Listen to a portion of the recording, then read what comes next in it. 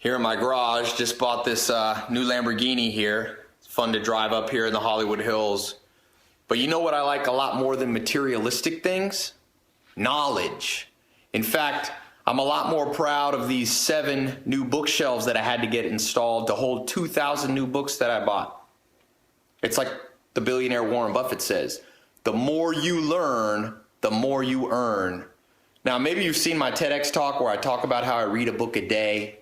You know, I read a book a day not to show off. It's, again, about the knowledge. In fact, the real reason I keep this Lamborghini here is that it's a reminder that dreams are still possible, because it wasn't that long ago that I was in a little town across the country sleeping on a couch in a mobile home with only $47 in my bank account. I didn't have a college degree. I had no opportunities. But you know what? Something happened that changed my life. I bumped into a mentor and another mentor and a few more mentors. I found 5 mentors, and they showed me what they did to become multimillionaires. Again, it's not just about money. It's about the good life, health, wealth, love, and happiness. And so I recorded a little video. It's actually on my website. You can click here on this video and it'll take you to my website, where I share 3 things that they taught me. 3 things that you can implement today, no matter where you are. Now, this isn't a get rich quick scheme.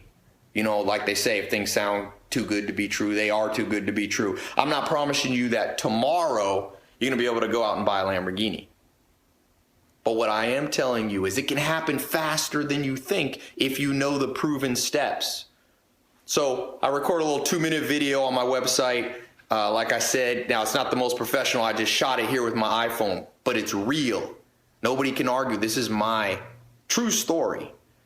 And I'm going to give you the 3 most important things you can do today. So click the link, go there. It's completely free to watch it. It's just a couple minutes. Invest in yourself. Always be curious. Don't be a cynic. Okay? People see videos like this and they say, oh, that's not real. That's for somebody else. Don't listen. Don't listen. Be an optimist. Like Conrad Hilton, the man who started Hilton Hotel, he said that when he was 15 years old, he read a book by Helen Keller. And that book changed his life. Books can change your life. And in that book, Helen Keller said optimism. So if you're a cynic, if you're a pessimist, you don't need to click here. Don't worry about it. I don't need to talk to everybody. But if you're somebody who knows that there's something better, because the dream is possible. You know, for some of you watching, it's not necessarily a Lamborghini. Maybe it's a new job, a new opportunity, starting your own company. Maybe it's a new lifestyle without so much stress, traveling the world, doing those things that you know you're destined to do. You can't do those unless you understand finances. Money, I don't call it money anymore. I call it fuel units. You must have enough fuel units to live out your dream and to live out your destiny. So I'll see you on my website. It's a quick video, and you'll see there, absolutely free. So just click this video and you'll be taken there in a second. And I'm excited to share this. Ladies and gentlemen, we got him. Good morning, ladies and gentlemen. We got him. And I have waited a long time to do this. We got it. We got it.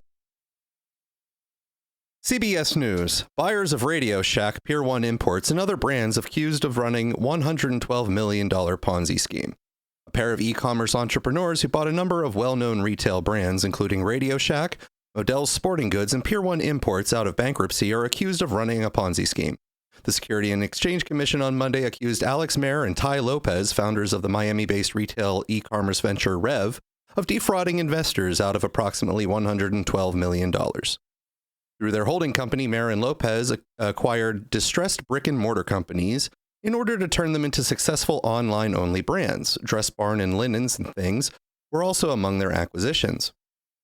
Rev acquired Radio Shack in 2020, 3 years after the nearly century-old electronics chain filed for its second bankruptcy. Radio Shack first filed for Chapter 11 protection in 2015.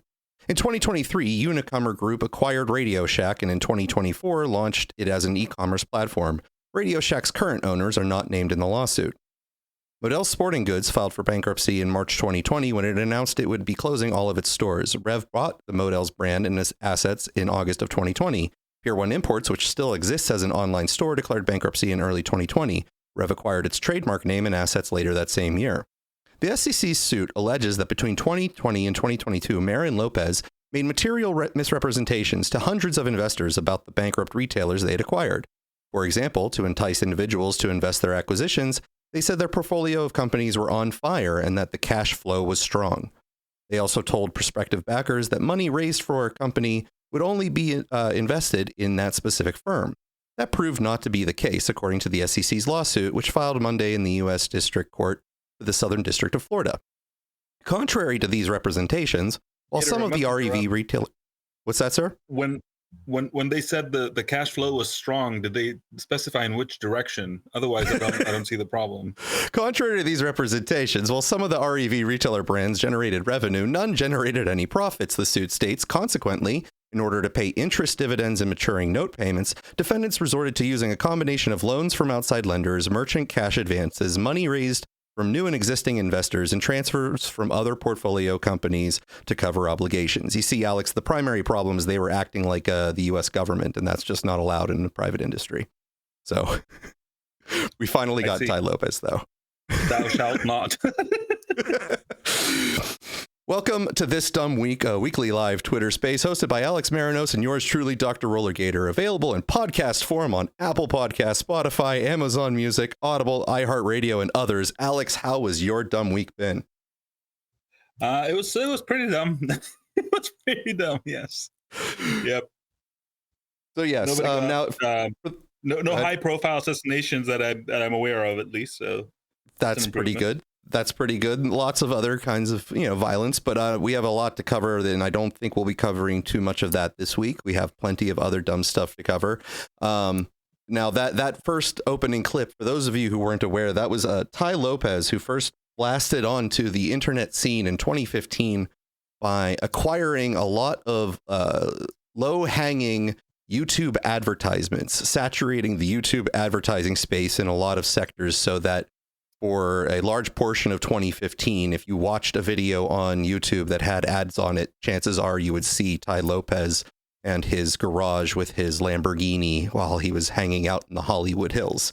So that he has sort of been someone who has been traveling around the internet, in my opinion, scamming people left and right and producing absolutely nothing of interest. But he was a very good salesperson, let's say. Alex, did you ever wasted talent? If he had worked harder, if he had more ambition, he could have been Sam Bankman-Fried. Yes, he was not the best fraudster possible. He was not ambitious enough. His sort of schemes were fairly interesting, though. He was filming these initial videos in a rented mansion so that it looked like he had significantly more wealth than he actually did. He would rent, spend a couple $1,000s to rent a mansion for a couple days. You mean Dan Bilzerian didn't even invent that one? I'm not familiar with that person, so oh my God, he's reinvented himself as an anti-Zionist personality, which makes me think of supporting the IDF in some way, whichever way I can. Okay. Well, just for that. Just for Dan Bilzerian. That was just my fun little intro story for those of you who are familiar with Ty Lopez, knowing that he finally is getting taken down by the SEC potentially is fun news. But we're going to move on here to Jimmy Kimmel and additional updates and some history so that we can appropriately put this situation into an interesting context. The Outkick says, what to make of Sinclair's Jimmy Kimmel Live decision amid the show's 70% ratings drop. Jimmy Kimmel won for now. ABC reinstated the late night host early this week after a brief suspension, and Sinclair agreed to stop preempting Jimmy Kimmel Live on its ABC affiliates effective immediately. Nexstar, which continues to block the show on its 32 million affiliates, is likely to follow. Station owners like Sinclair and Nexstar have never had much long-term leverage. ABC would eventually cancel and replace its affiliates ahead of the 2027 Super Bowl, which would significantly damage Sinclair and Nexstar's annual revenue. Nonetheless, Kimmel and his supporters will undoubtedly tout this event of the past week as a win over Donald Trump, who sharply criticized ABC for bringing Kimmel back on the air. I can't believe ABC fake news just gave Jimmy Kimmel his job back. The White House was told his show was canceled. Something happened between then and now because his audience is gone and his talent was never there. Why would they want someone back who does so poorly, who's not funny, and who puts the network in jeopardy by playing 99% positive Democrat garbage? Trump wrote on Truth Social just an hour before Kimmel's Tuesday return. Still, Kimmel's long-term future with ABC remains a question. For those wondering if Kimmel could retain his newfound momentum, his ratings on Wednesday suggest no. While Wednesday's average of 2.4 million is well ahead of Kimmel's norm, 1.7 million, it marked a near 70% drop from Tuesday's record 6.3 million. Late night ratings on Wednesday: Gutfeld, 3.2 million, Jimmy Kimmel Live, 2.4 million, Late Show with Stephen Colbert, 1.9 million, The Tonight Show starring Jimmy Fallon, 1.2 million. Now you see why CNN media analyst Brian Stelter, who so badly wants Kimmel to notice him, is touting Kimmel's YouTube numbers this morning, not his television audience. Looking ahead, Kimmel's show will almost certainly drop back to below 2 million by next week. At that point, the show will again be performing well below its means. So there's Jimmy Kimmel is back. That was a very, very short brouhaha over his loss of freedom of speech. Alex, how many days do you think he was deprived of his freedom of speech by Carr? Was that 5, 4, or 3? It's the weekend. He doesn't do a weekend show, Alex. So do you count the weekends in his loss? Well, anyway, I don't want to get technical, but his loss of speech is not necessarily the part where he's taken off the air. I watched it. It's frustrating because he lied again, which was, of course, I mean, what's he gonna do? He's terrible. He's awful. I'm glad he's back, and he's just incredibly bad. Well, Jake Tapper appeared on sort of a companion show within the last week. Seth Meyers, who does another later late night show, and Jake Tapper had some opinions on the matter. All right, Jimmy Kimmel, he's a friend of both of ours. Yeah. You know him, I know him. We know he's a good person. Obviously, this news is very exciting. But what was your original take on how this all went down starting last week? I mean, I thought it was pretty much the most direct infringement by the government on free speech that I've seen in my lifetime. Yeah. You have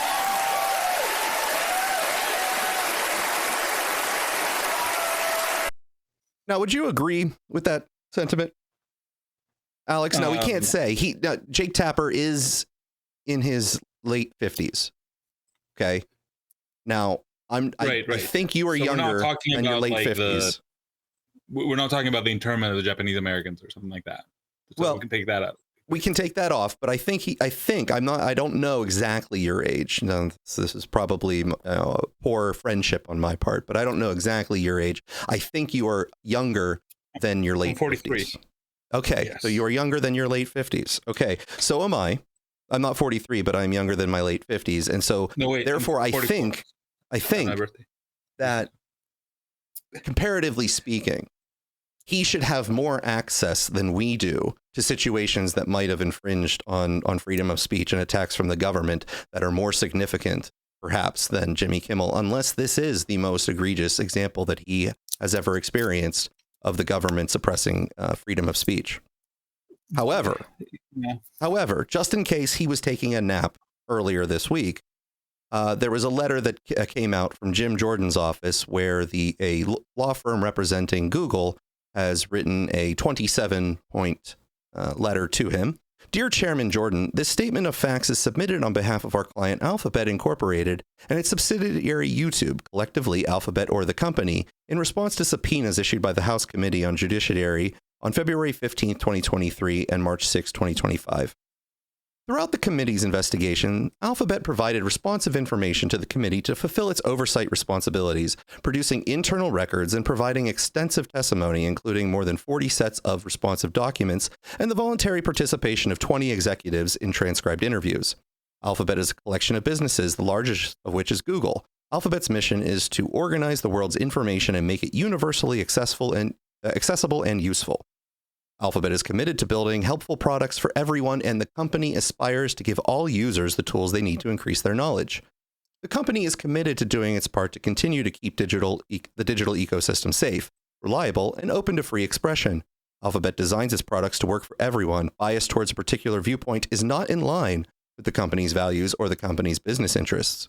Alphabet's business model depends on being a useful source of information for everyone and a home for users of all backgrounds.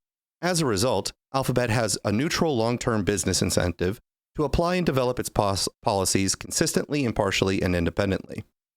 The company appreciates the accountability from the House Judiciary Committee, led by Chairman Jim Jordan, and its critical role in advancing the core American value of freedom of expression. The company has a commitment to freedom of expression. This commitment is unwavering and will not bend to political pressure. Transparency regarding government interactions with private platforms is essential to fostering public trust and upholding principles of free expression. The committee's investigation brought to light new information that enhances public understanding in this respect. The COVID-19 pandemic was an unprecedented time in which online platforms had to reach decisions about how to best balance freedom of expression with responsibility, including responsibility with respect to the moderation of user-generated content that can result in real-world harm. Senior Biden administration officials, including White House officials, conducted repeated and sustained outreach to Alphabet and pressed the company regarding certain user-generated content related to the COVID-19 pandemic that did not violate its policies. While the company continued to develop and enforce its policies independently, Biden administration officials continued to press the company to remove non-violative user-generated content. As online platforms, including Alphabet, grappled with these decisions, the administration's officials, including President Biden, created a political atmosphere that sought to influence the actions of platforms based on their concerns regarding misinformation. It is unacceptable and wrong when any government, including the Biden administration, attempts to dictate how the company moderates content, and the company has consistently fought against those efforts on a First Amendment grounds. YouTube's mission is to give everyone a voice to show them the world. Every day, YouTube builds and improves tools and systems that empower creators, viewers, and businesses to find and share information. Over 2 billion logged-in users worldwide visit each month, and over 500 hours of content are uploaded every minute by an extraordinarily diverse community of creators who span over 100 countries and 80 languages. On a daily basis, users watch over 1 billion hours of videos on YouTube. So that continues to go on, but it clearly specifically says that the Biden administration was pressuring this company, which has absolutely no licensing authority, no involvement by law or regulation, standards to quibble over, to censor and silence users. And YouTube has effectively admitted by their new program to unsuspend users who were affected by the policies of that era, the changing policies of that era, and re-enable their accounts after 4 to 5 years of being dormant. So that's something that, as a journalist working for one of the largest media journalistic enterprises in the country, CNN, Jake Tapper had an ability to, notice. But I guess we can forgive him for maybe taking a nap at the time that was happening. Mm-hmm.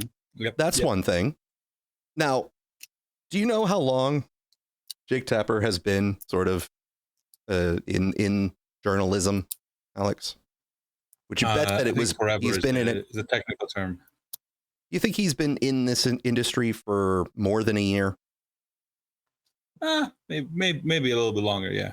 All right, a little bit longer than a year. Well, he might be interested to know that during the Obama administration, there was a flurry of activity.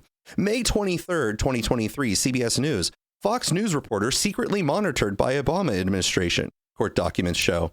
Court documents released this week show the Obama administration secretly monitored a Washington journalist. In seeking a search warrant, the FBI called Fox News' James Rosen a criminal co-conspirator, even though he wasn't charged with any crime.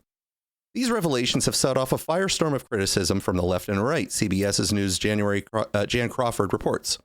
For the first time ever, a presidential administration is treating news reporting like a crime and a reporter like a criminal suspect.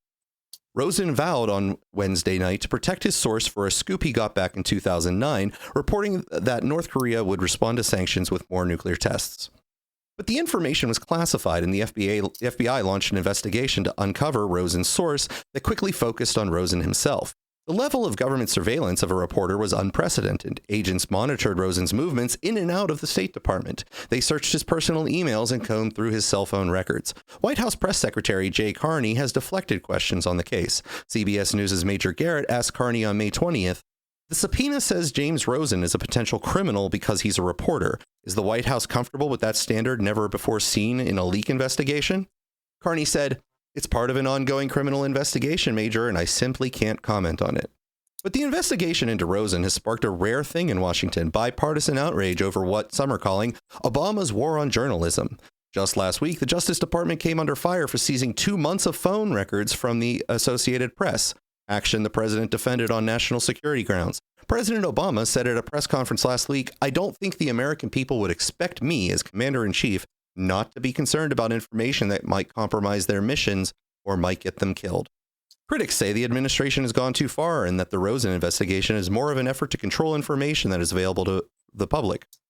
Michael McCaskey, who served as Attorney General under President George W. Bush, told CBS News recently, referring to Rosen, "You couldn't claim with a straight face that disclosing whatever he disclosed in that story threatened the national security of the United States." He continued, "Something like this, which intimidates both the reporter involved who has been designated a defendant or potential defendant and anybody who would like to talk to him, makes it a whole lot easier in the future for the government to control the narrative." Now, Alex, do you think that the Obama administration limited its pressuring of journalists and secret warrants and criminal investigation threats to just that journalist?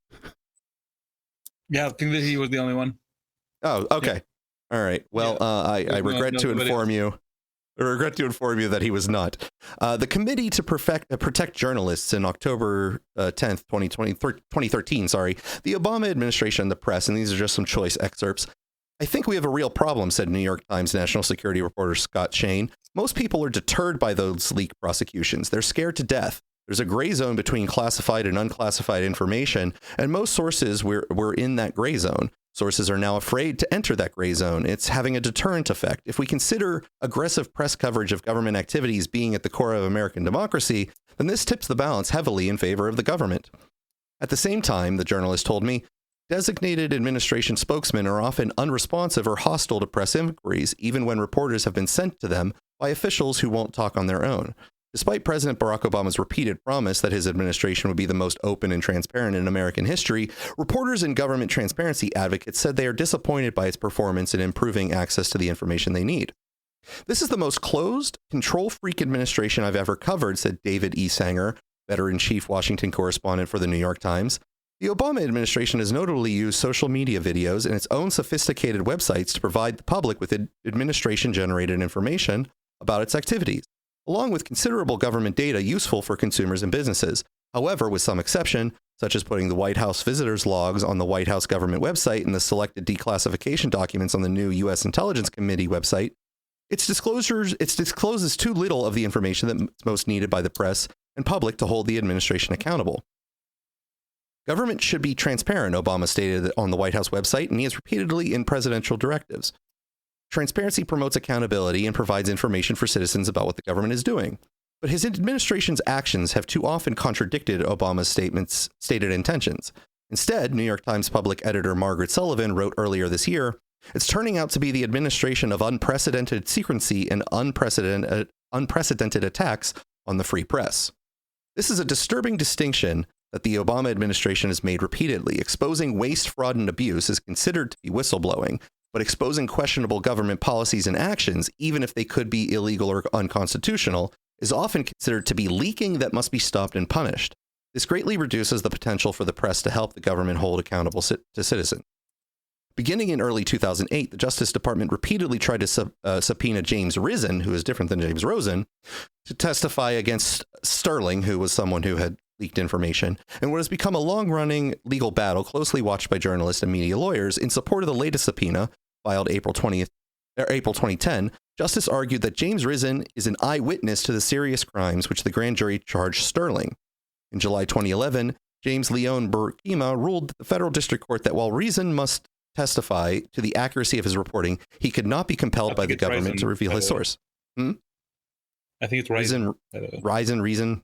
Risen. There's a lot of choices I could have here. I hope I pick the right one. I'm just giving you the right one. Risen. Oh, James okay. Risen. James Risen. Okay. Must testify to the accuracy of his reporting. He could not be compelled by the government to reveal his source. She concluded that courts dating back to the U.S. Supreme Court's dividing ruling in Branzburg v. Hayes in 1972 had, in effect, established a qualifying privilege under the First Amendment that protects reporters against identifying their sources if needed to protect their sources' identities. To do their reporting outweighs the government's need for the reporter's testimony to establish its case. It was the first time a reporter had successfully invoked such a privilege at the grand jury and trial stages of a federal prosecution. The Obama administration appealed Burkima's decision, leaving the Sterling trial in limbo. A coalition of 29 news organizations and related groups came forward to support Risen, a two-time winner of the Pulitzer Prize for Journalism. In an appellate brief, they pointed to the many significant national security and government accountability news stories over the years that could not have been reported by the press without confidential sources.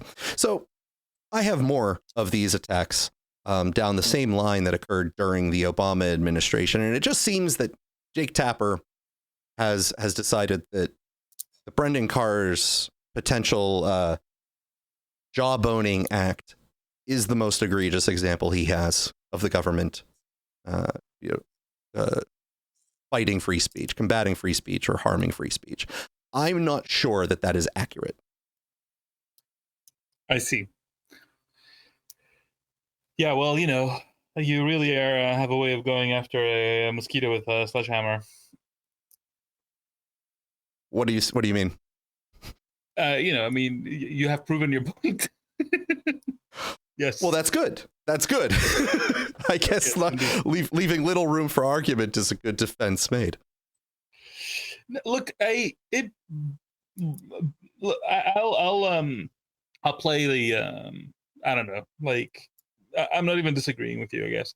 It bugs me that each side of politics is only concerned about freedom of speech when, its own cherished positions or organizations or people or whatever, are being suppressed. And then when things on the other side are being suppressed, they don't care, pretty much. Or better still, which I'm sure Tapper probably was on the wrong side of a time or six, they actively assist.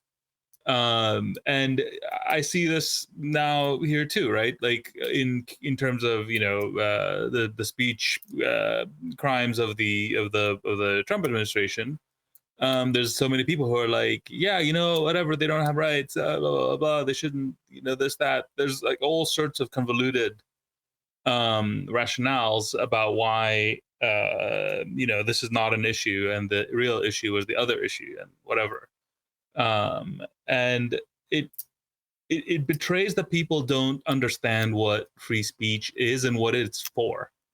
It's the hint is that it's not for the people that are speaking. I mean, sure, they quote unquote benefit. Free speech was not established to sort of help people feel good about talking, right? Free speech is established because you want to improve the sense-making environment. You want to add input to the deliberation process, first of all, to legitimize it, because if you have a deliberation process that is constrained as to what input can go into it, obviously the output cannot be trusted. But also to just get to the best result because you care, presumably, about what comes out of, public sense making. And most people just seem to want their side to talk and the other side not to talk. And they don't realize that what that does, even if you see it tribally from like my side, your side kind of way, which is just ridiculous. But even if you focus on that side, on that sort of point of view, you have to understand, like, if you can't hear the arguments of your opponents, your own arguments and your own reasoning is going to get worse. And then when eventually you are exposed to them again, you're going to be so far behind, you won't be able to catch up. And we've seen this happen over and over again. So even from an argumentation perspective, it's a bad idea. But ultimately, who gives a shit about tribes, man? Like, all the people who were supporting the Iraq war were the conservatives at the time, and then most of them changed their mind, and now they're on the side that wasn't. Tribes don't have fixed positions per se. I mean, maybe some of them, I don't know, like maybe abortion is like more fixed than Iraq, but like you don't know which position that you are today suppressing tomorrow is going to be your own sort of pet topic or whatever. It's not that simple. It's not that black and white. So it just frustrates me to absolutely no end. I hear people saying, oh, well, they suppressed our speech, so now we suppress their speech. And it's like, congratulations, guys.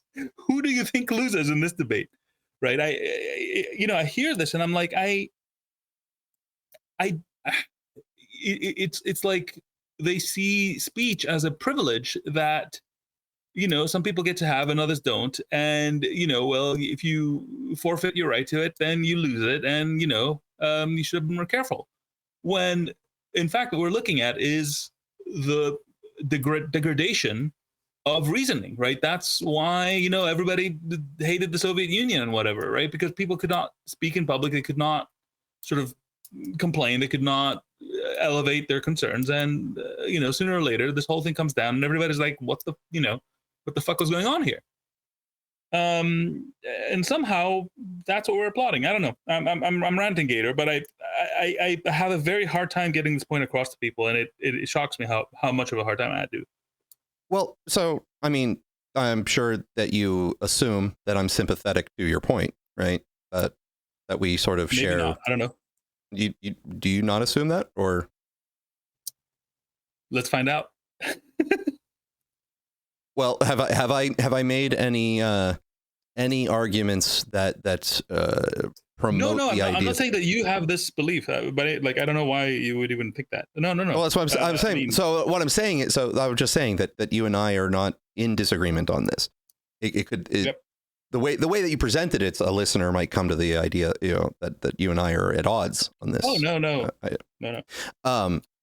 And to be honest, in your sort of something which honors you greatly is that I've brought to you things that I consider free speech violations on behalf of people that you don't necessarily identify with, and we got over your particular elements of skepticism, and you were like, yeah, no, this is not right. So long-term listeners have seen this in action. They don't need to trust my opinion or yours. Yeah. So I agree with a large portion. I mean, I agree generally with the sentiment, but there's something that you said in what you were calling, a ramble, which it wasn't, the rambling is perfectly fine in these situations, Alex. There's a lot of things that we need to talk about and cover. And the fact that the concept of free speech, unfortunately, is difficult to pin down with such specificity that a violation or a non-violation is always going to be clear. There have been unfortunate contradictions across time with respect to that. Early in the country's history, there was the Alien and Sedition Acts, which did also have aspects that would encroach on the concept of free speech, whether or not there is some constitutional way that they were, afforded that right. The idea of freedom of speech, much in line with what you stated, is absolutely a benefit to all of society, where you are unable to necessarily navigate your own thought structures without being able to consider alternative pathways of those thought structures. And you might be able to generate them all on your own, but you can't know what you don't know. It's the Donald Rumsfeld sort of thing. There's the unknown unknowns. And so there are not only pieces of information, but there are avenues of thought or things that one could contemplate that you might not be in the immediate mindset to do on your own without any outside influence. In which case, someone making an argument, bringing something along the lines of evidence or things to consider to your view, is absolutely beneficial to your ability to think through things. Now, if you're a deceptive actor, if you think that your ends justify your means, then you, of course, can exploit that fact that people are giving you things. You can just ignore them and pretend they never said them. But it's still beneficial to you, even if you're a cynical actor, to know what the absolute alternative arguments are for any given point or position. So freedom of speech in that realm absolutely, gives you a benefit.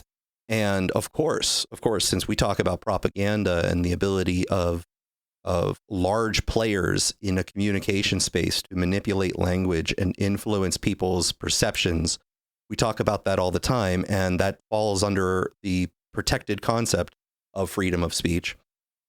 Trying to suppress that speech means that you have given up on thinking through the problem writ large and have decided and abdicated your responsibility to try to use your own speech to combat the other speech. So at the end of the day, all that winds up being supported is some sort of physical force in order to make sure that things that you don't want said are not said. There, Alex. Which have not decided in a fair and balanced way, because you couldn't have possibly known, because you're suppressing it to begin with.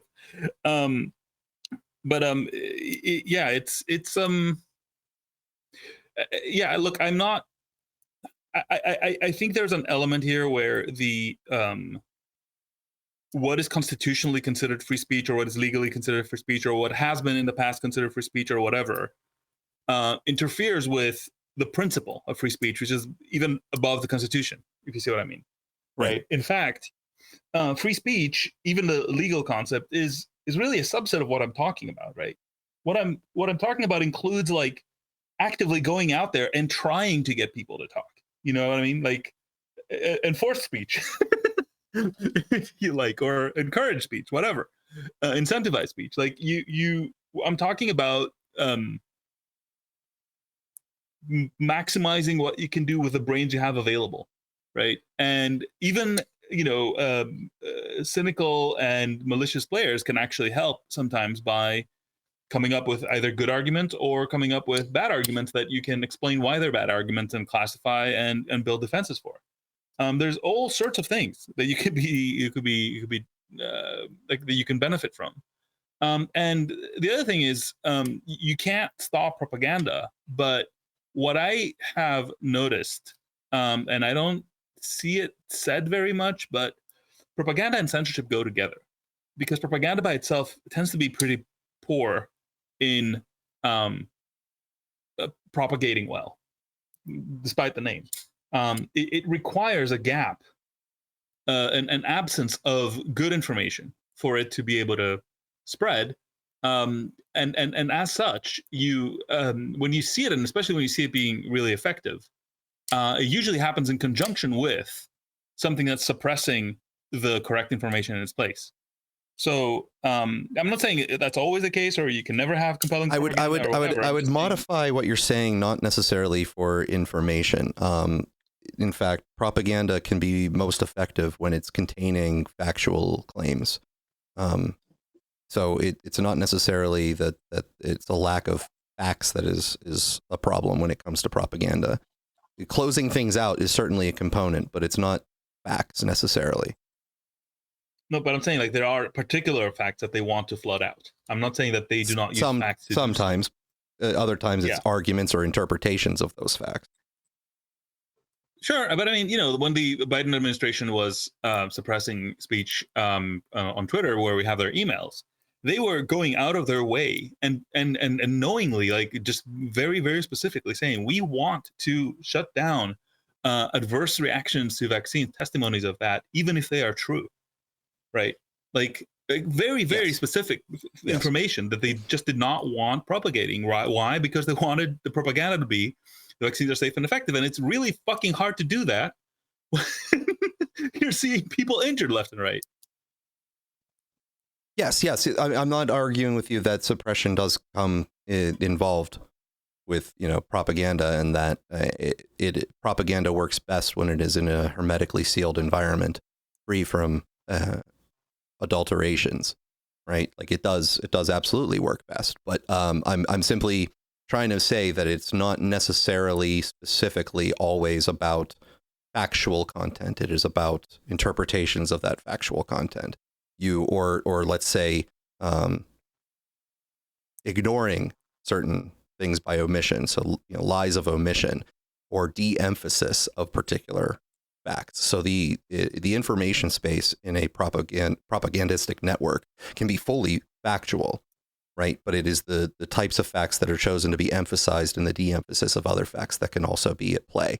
So I'm agreeing with you on the sort of the closure, but not necessarily the idea that it's non-factual in nature at times. I'm not sure what we're even disagreeing on. Anyway, in any case, let me put it in a way that perhaps we'll have an easier time agreeing. It stacks up really well with all forms of suppression, both sort of black and white. You can't say this, to you can say it, but you don't have the freedom of reach, or you might have the reach, but you're delegitimized or even demonetized, or even threatened. Even if you do say it, you might be more timid.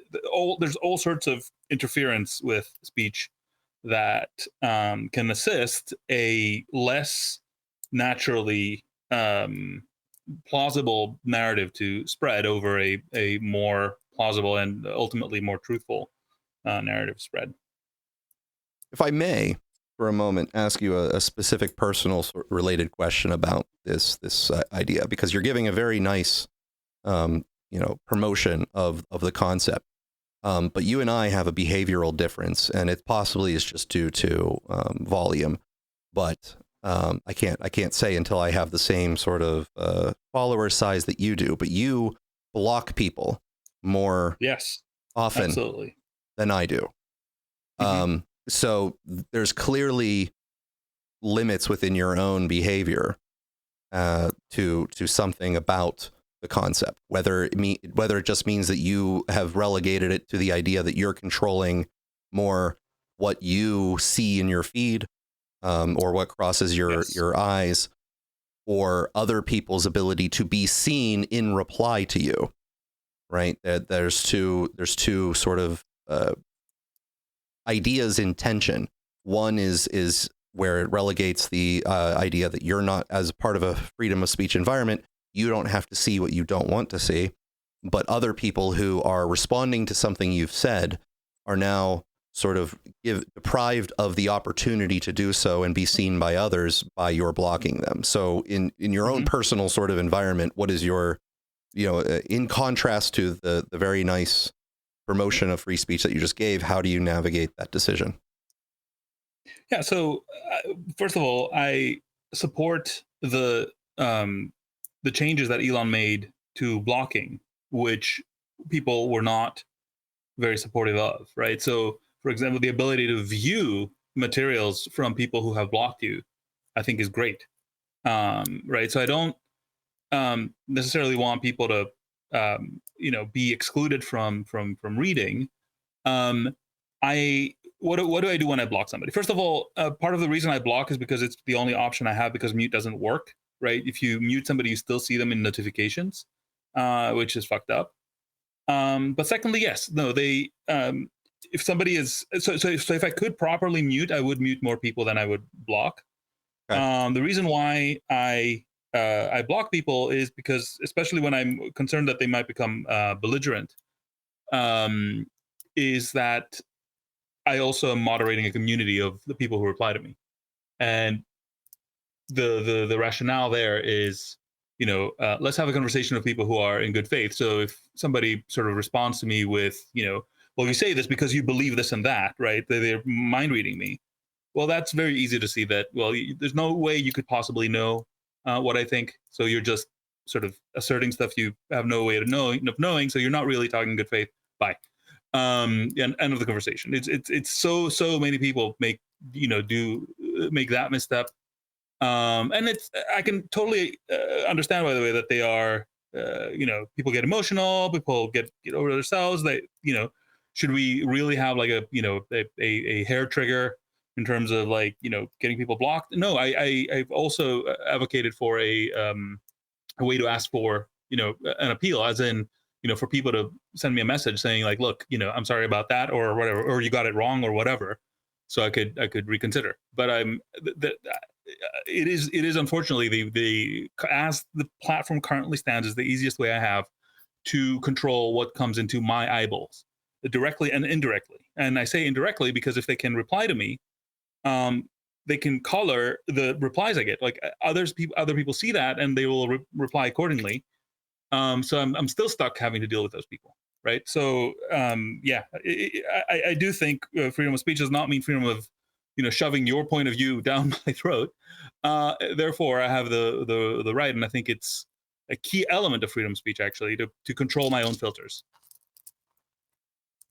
So the only thing I want to point out with that is that because the principle that you very well articulated seems to have issues when it comes to designating who's controlling what spaces, we wind up failing to adhere to the principle at scale simply because there are always going to be decision makers in place who have similar considerations to your individual experience, where the arguments wind up being very similar, minus the part where Elon should just make better controls. Speech at all. I don't see what I'm doing as being infringing on free speech. Free speech requires that the receivers have a way to control what they see, right? Imagine if you had to consume everything everybody says. That's impossible. So like, free speech can only exist if the receivers have a way of selecting what they get exposed to. Sure, but whenever you're talking about, let's say, if you're building a platform, like let's just pretend it's Reddit or something like that. You have incentive structures that have arguments along very similar lines, where perhaps you could just ameliorate them by saying, here are the user controls and that's it. These user controls. You and me have had a reasonably long conversation about my very specific solution to this exact problem. So you know what I think. I think the perception of Reddit should be personalized, and the fact that they're not personalizing it is exposing them to large-scale manipulation of their platform, which of course is happening. Okay. So I just wanted to highlight that it becomes difficult necessarily to implement certain things at scale based off of individual considerations that people might make. But I'm not saying that yours de facto don't scale. But I would be happy if we all sort of agreed on the obvious cases of violation of free speech, where people were either dissuaded by people who had no reason to even get involved, who could just choose to walk away, right? I'm not talking about your employer. Your employer is different, but like some rando bullying your employer, that is not. They could just not do that. But they are annoyed that somebody's out there with an opinion that they don't like, and they are going after people, right? So if we could all just sort of focus on the obvious violations of free speech, and I'd be very happy if the world ends up being like, yeah, there's these edge cases, and we're not sure exactly how blocking should work. That would be great. Mm-hmm. Mm-hmm. Can you just clarify what you were just saying last there about people contacting the employer? I don't know if, at least for me, the point that you were making didn't come through. If I see somebody online, right, having an opinion I don't like, and my reaction is to go like, at American Airlines, do you want this asshole working for you, huh? Or whatever, right? And encouraging others to sort of create an online mob, right? I could just ignore this person or block them, right? I don't have to go to their employer. I don't know this person. I don't interact with them. The employer themselves might choose to say, we don't want to associate with this person or whatever for our own reasons, right? Not because we're being mobbed. What I'm saying is, like, people may debate to what degree the employer should have opinions about what their employees are saying online, right? And I agree with that.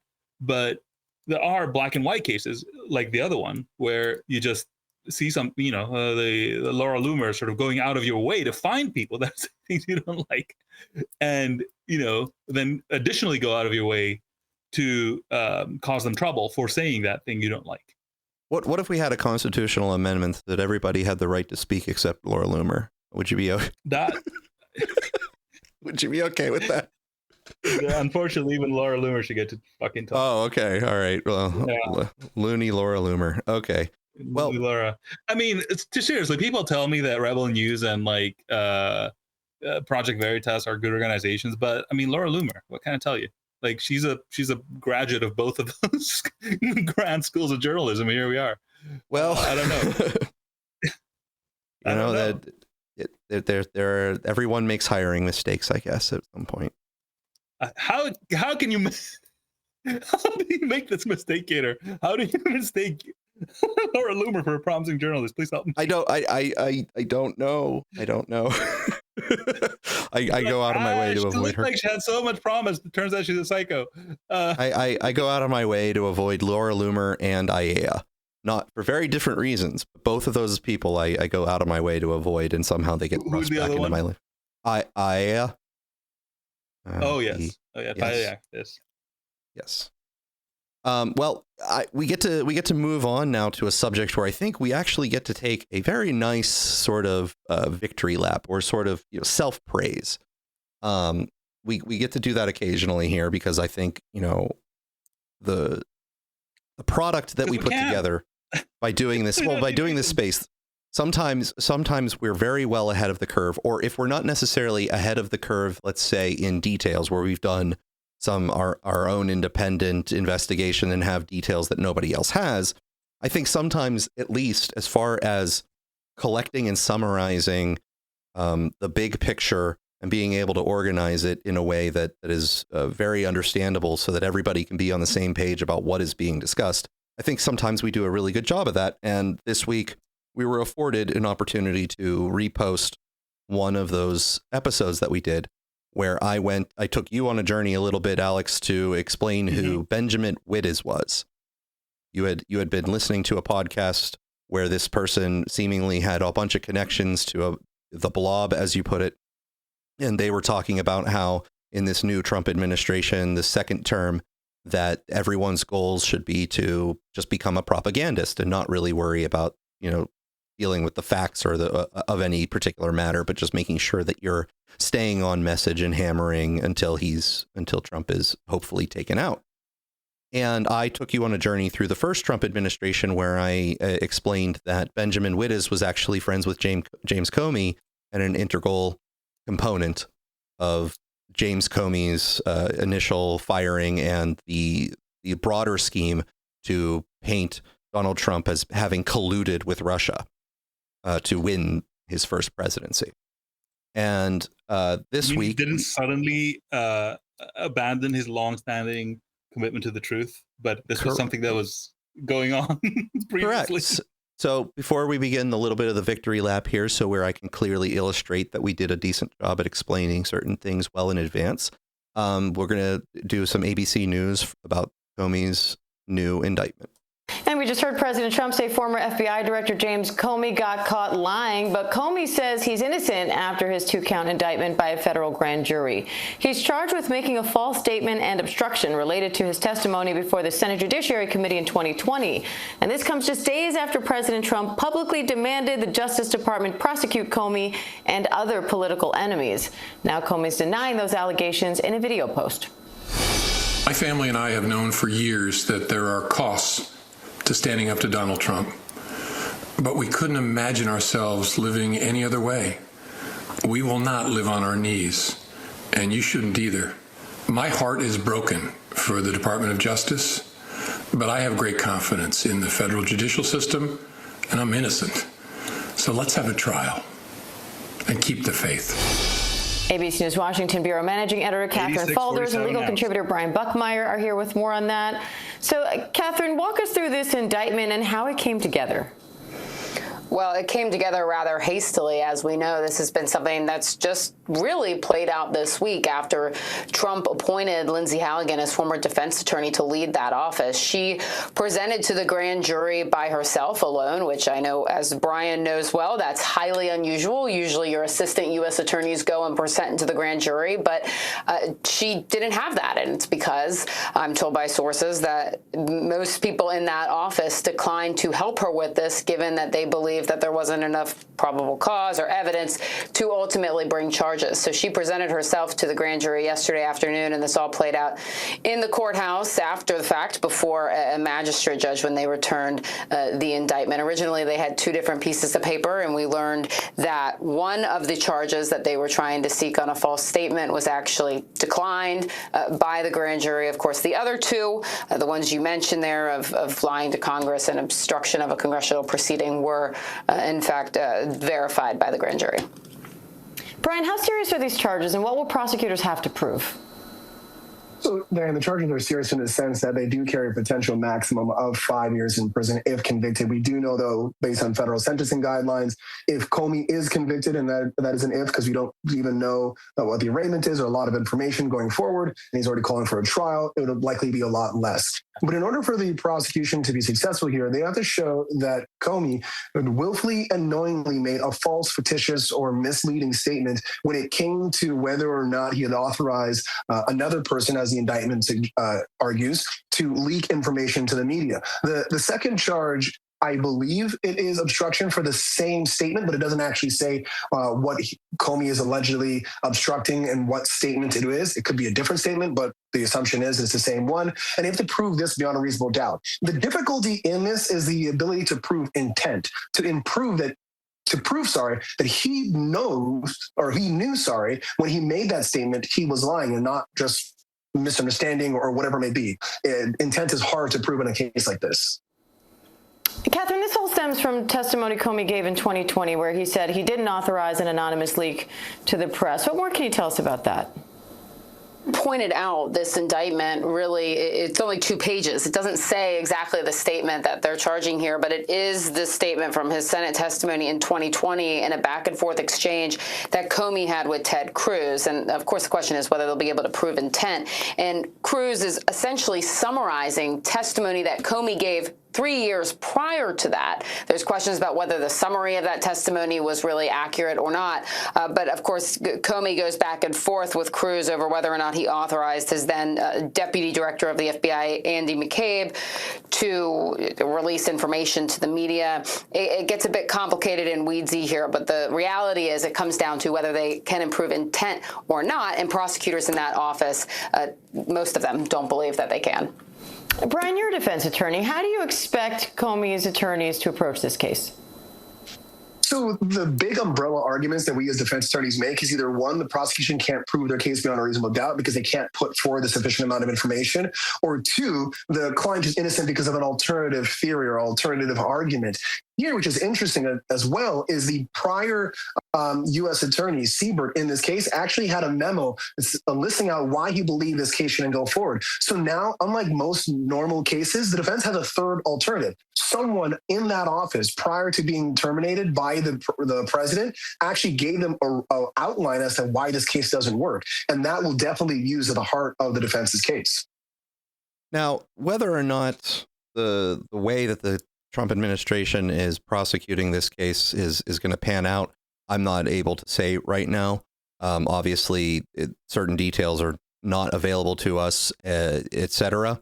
However, to sort of promote our own work, I've linked in the thread here, and I will now share to the space the re-uploaded podcast versions of the retelling of 2017 through 2020 first Trump administration dealings with James Comey. And one of those aspects, which was where we started this story, I can't go over everything again. Go listen to that re-uploaded podcast to get the full story. It is very well told, I believe.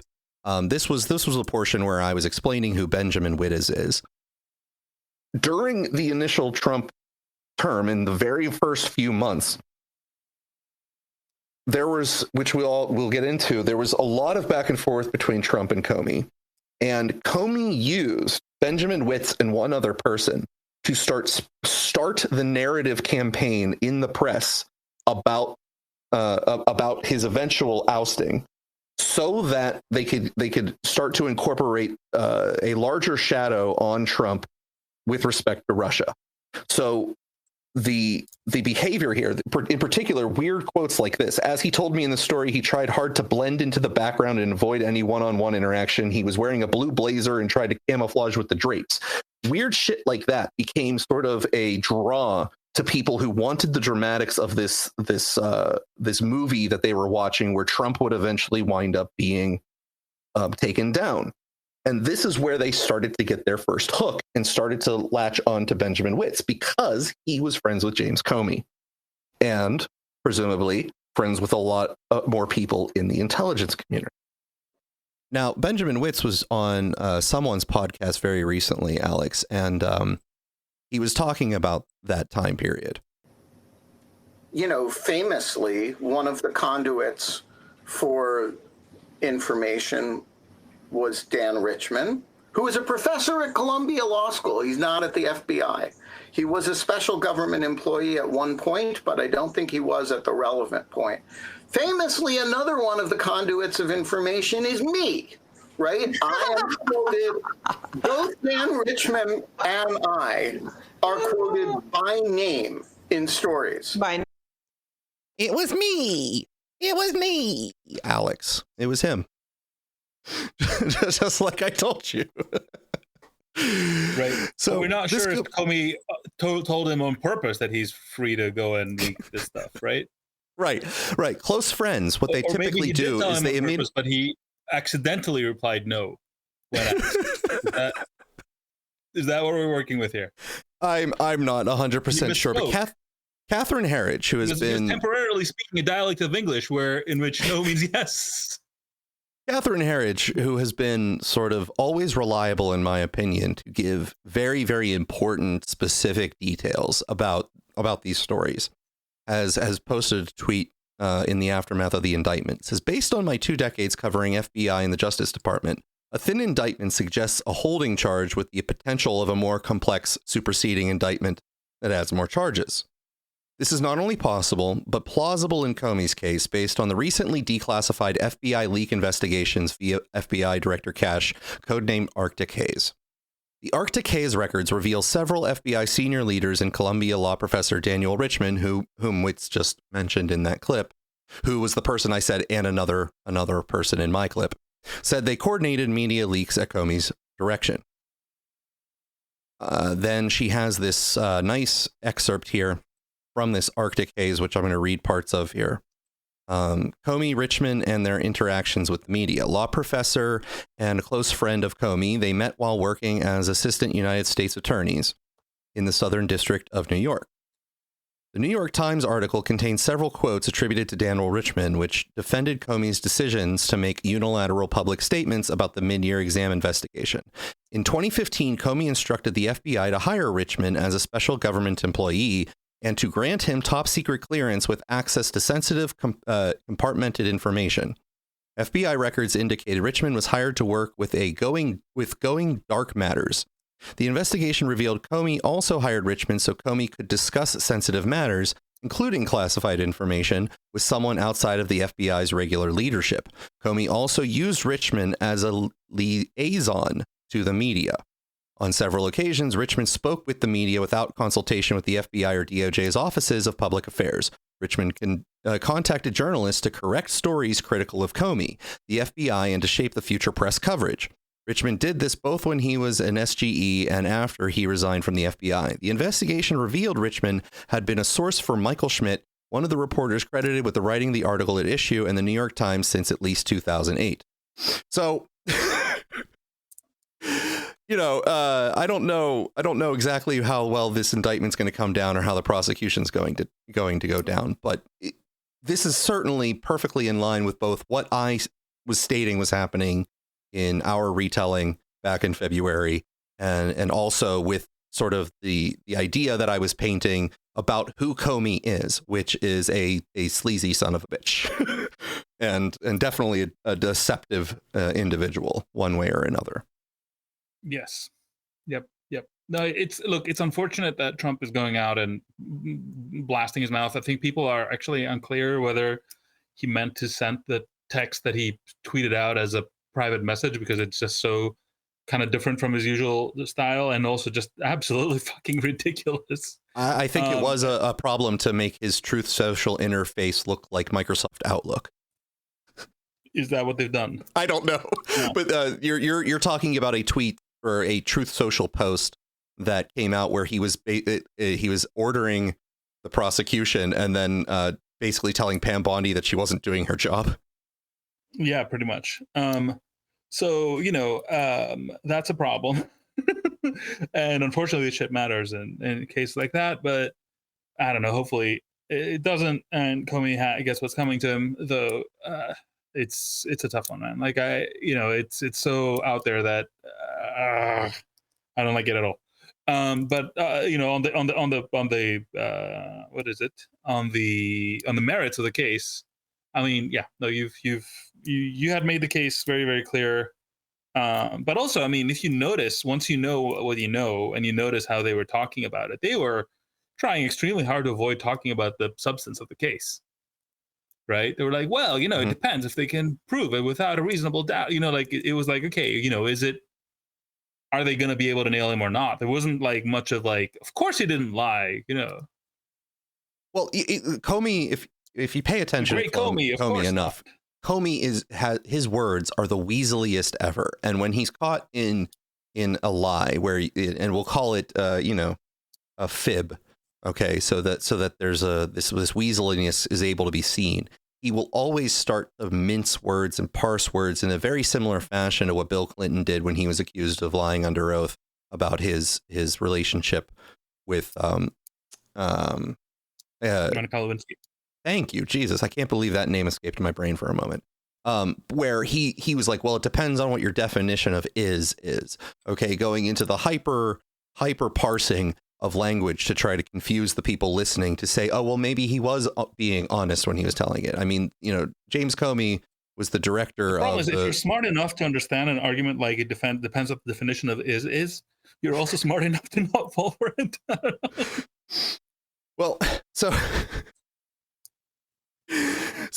James Comey winds up, you know, repeatedly making statements that he has to then pretend were always accurate by trying to convince the listener in his defense that there's an interpretation of what he said that makes it perfectly innocent. So there was a Inspector General's report that comes out, and the clip is inside of our recap that I linked to.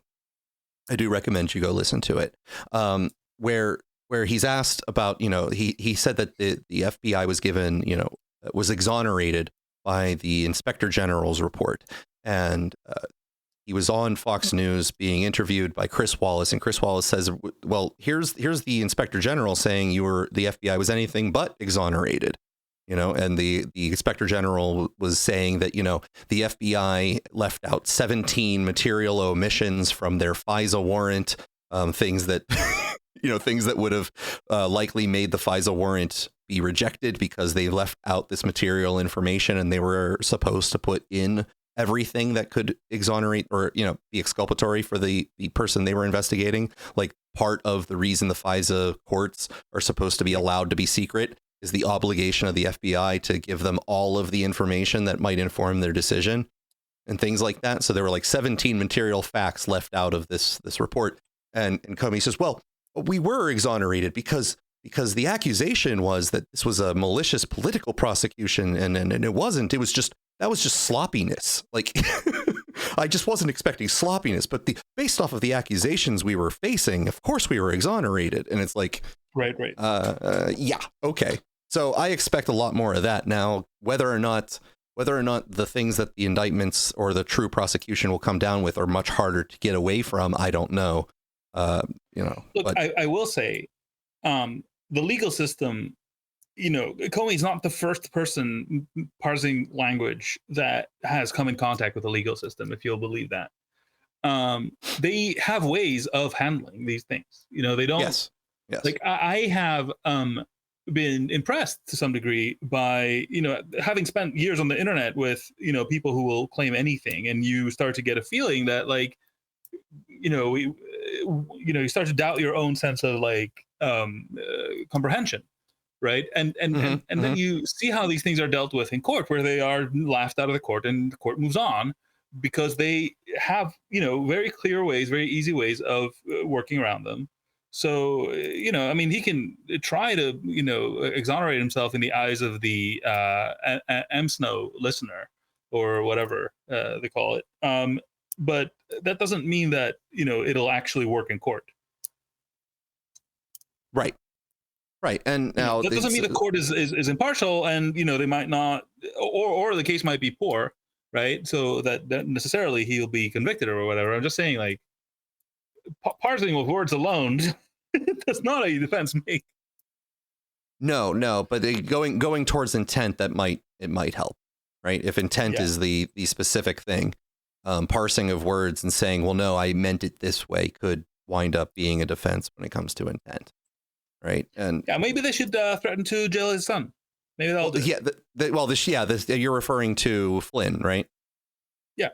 Yeah. So the sheer irony of this, and again, go listen to the podcast that I pasted to get this playback, is that this whole thing started when they were trying to prosecute Michael Flynn for, quote, lying to FBI agents when Comey just sent these random FBI agents to go interrogate him without it officially being a questioning. And the agents themselves said they didn't think that Flynn was lying, but they prosecuted him for lying anyway. So there is a little bit of schadenfreude coming about for James Comey by being sort of hoisted up by his own petard there. Yep. So that's good. That's all fun. We're going to follow that, of course, as that trial goes on, because there's other people who are going to probably be in line next, like Brennan and crew, who were also participating in sort of the more broad, we'll call it conspiracy to paint Trump as colluding with Russia. Have you consumed any of Tucker's 9/11 output? I have not.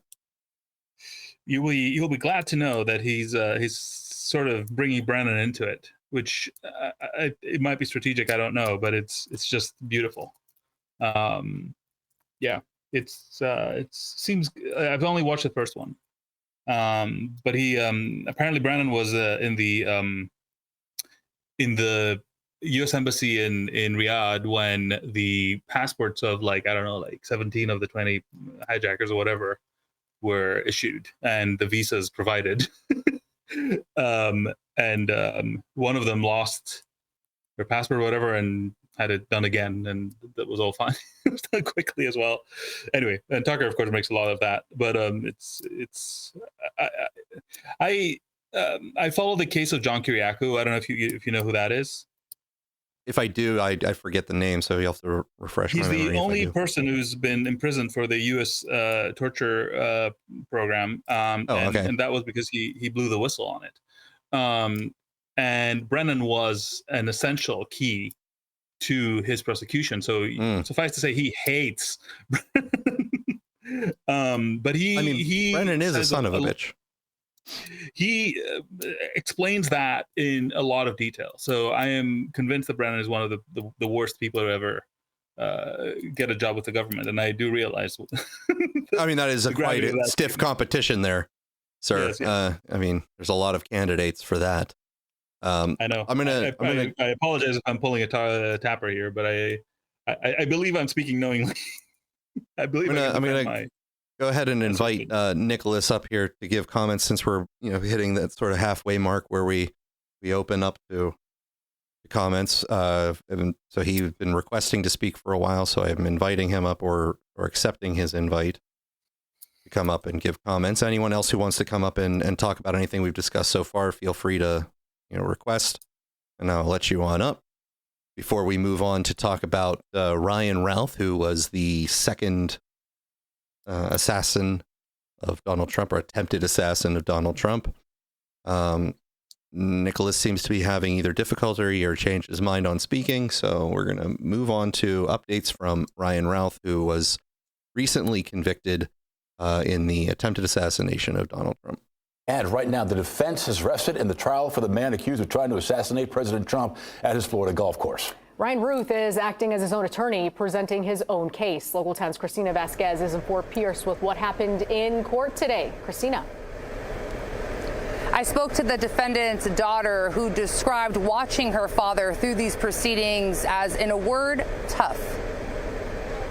My father is a really great man. Sarah Ruth and her brother Adam in Florida from Hawaii, attending their father's federal trial in Fort Pierce. Be there for our father and support and stand behind him, and we will always support our father no matter what.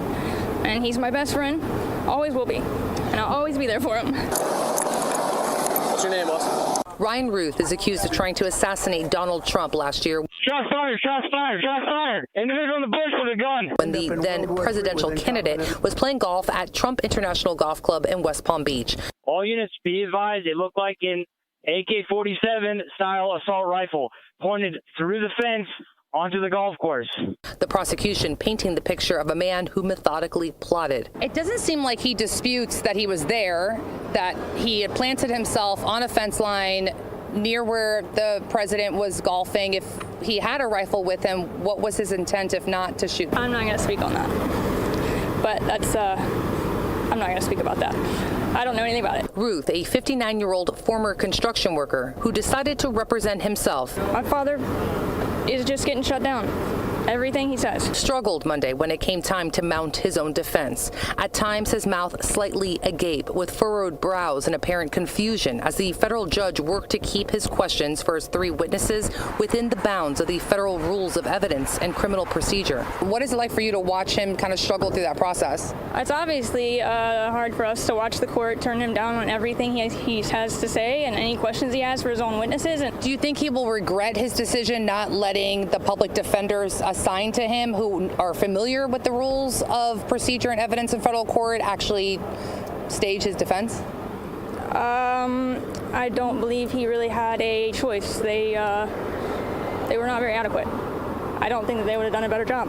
The judge even warning him, moving forward with character witnesses Ruth hoped would show a jury he is kind and caring, would open the door to prosecutors being able to present additional evidence on cross that he was not. It was not anything like they're making it out to be in the least bit. Ruth chose not to take the stand in his own defense. Why would he put himself in that position? You know, that would be stupid. You watched your father there rest his case. What does it look like for him? We gotta wait and see. It's all up to the jury, and I think if anybody has a heart in that jury, they'll know that my father doesn't deserve to rot in prison for the.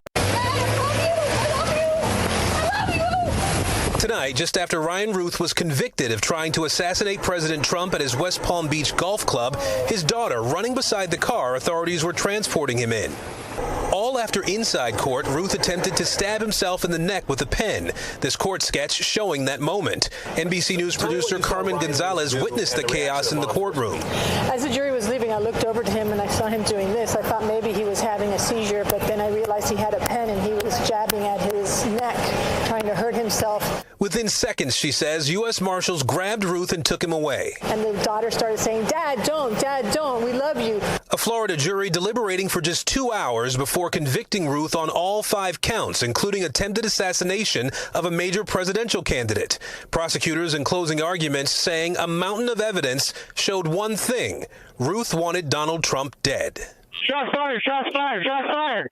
Individual in the bush with a gun. Just 2 months after the assassination attempt in Butler, on September 15th last year, a Secret Service agent spotted the barrel of a semi-automatic rifle in the shrubbery outside Trump's golf club.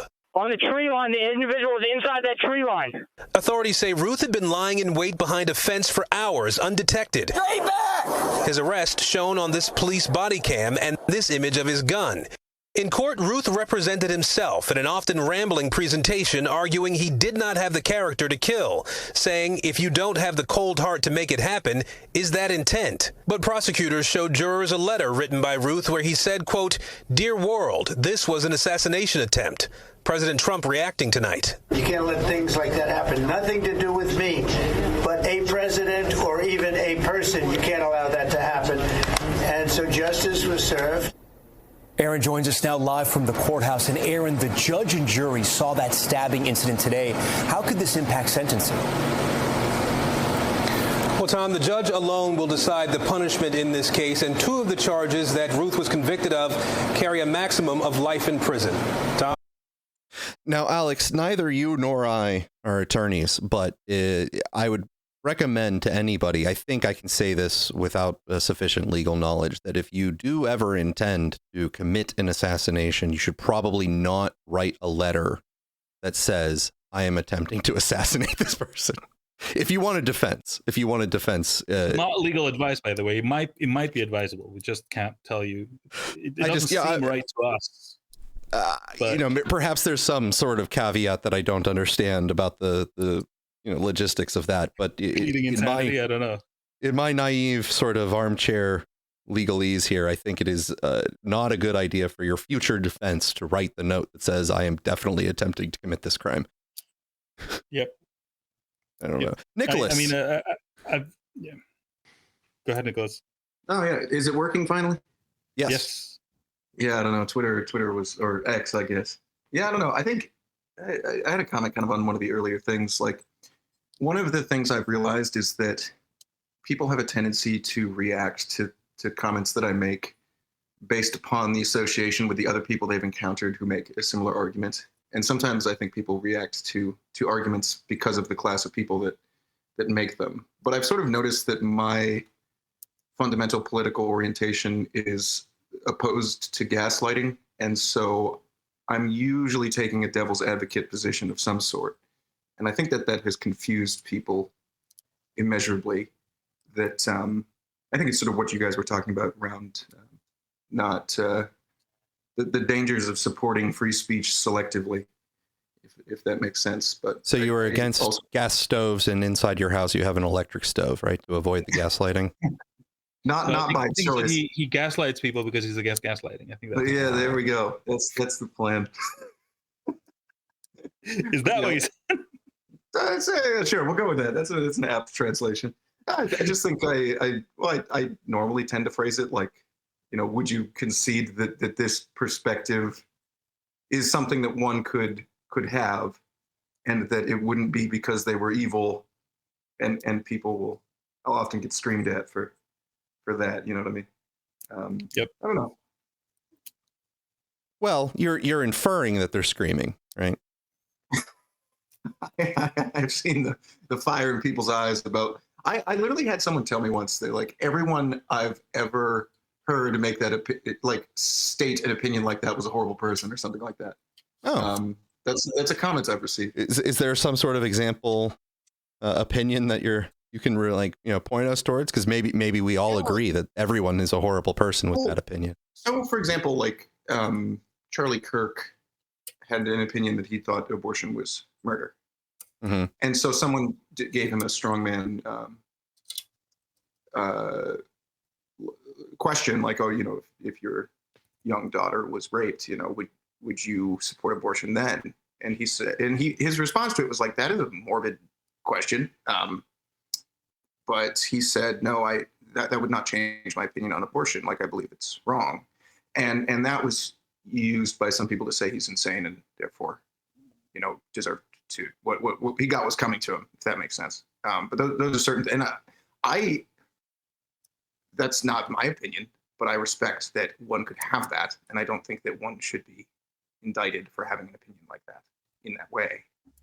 And it's a very, and I think many people cannot differentiate my saying that with my supporting that opinion, if that makes sense. And so they will start to believe I'm crazy just for stating that I support someone's right to have a life framework in which they have that, philosophy and set of values that abortion is murder. I don't know if that makes sense, but those are the certain. I think at some point, and I'm not necessarily disagreeing with you, but I will say that depending on what the topic is, and if it's something where people are have strongly held moral beliefs one way or another on it, like abortion, there are going to be situations where either someone has a wholly inconsistent sort of moral compass, in which case you're going to find all sorts of contradictions inside of it, and you can sort of just say that they're random when it comes to what they feel, or someone will have a belief system in which some of their beliefs are required conclusions that you sort of must reach based off of the other things that you're holding if you'd want to avoid contradictions, or you're attempting to quash out contradictions in your belief system. And when some of those conclusions wind up appearing to be cruel, it does sort of make sense for people who maybe don't have sort of the philosophical underpinnings that might lead to that conclusion to infer that there is a cruelty involved. Like sort of to defend those people, if someone's young daughter is raped and impregnated with by their rapist, in the minds of someone who is pro-abortion, it should be an obvious thing in an obvious circumstance where that would be a permissible route to go. And the fact that someone's logic or value system downstream presupposes that would be off limits and that there would be no circumstance, in which that would be permissible, that would be somewhat of an anathema to them. And that means that the only thing that would be blocking that person from allowing it in that circumstance is some sort of coldness, some sort of rigidity that sort of deprives them of humanity. And I'm not saying that's the case. I'm merely saying from that person's perspective, that's what it would be. Because like just to use Kirk as an example, since that's where it came, you started, after his assassination, during his funeral broadcast, his wife says that she forgave the killer.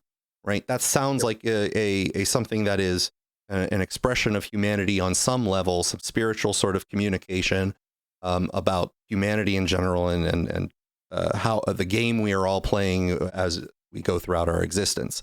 And if you contrast that to the idea that they would not give their daughter the same sort of grace making a decision to abort, there winds up being, in the minds of people who find it abhorrent, his choice, his statement abhorrent or evil or gross, there winds up being some sort of contradiction somewhere that they can't necessarily in any way imagine how you can claim both things at the same time. Why wouldn't your daughter be allowed to do that and be given forgiveness? Right. Like maybe he would have an answer to that. I'm just saying in someone's brain, when they hear that, they go like, wait, how could you ever come to that conclusion? It requires a lot of untangling of several layers of ideas in order to unpack it all. Yeah. I generally have very little issue with people that are,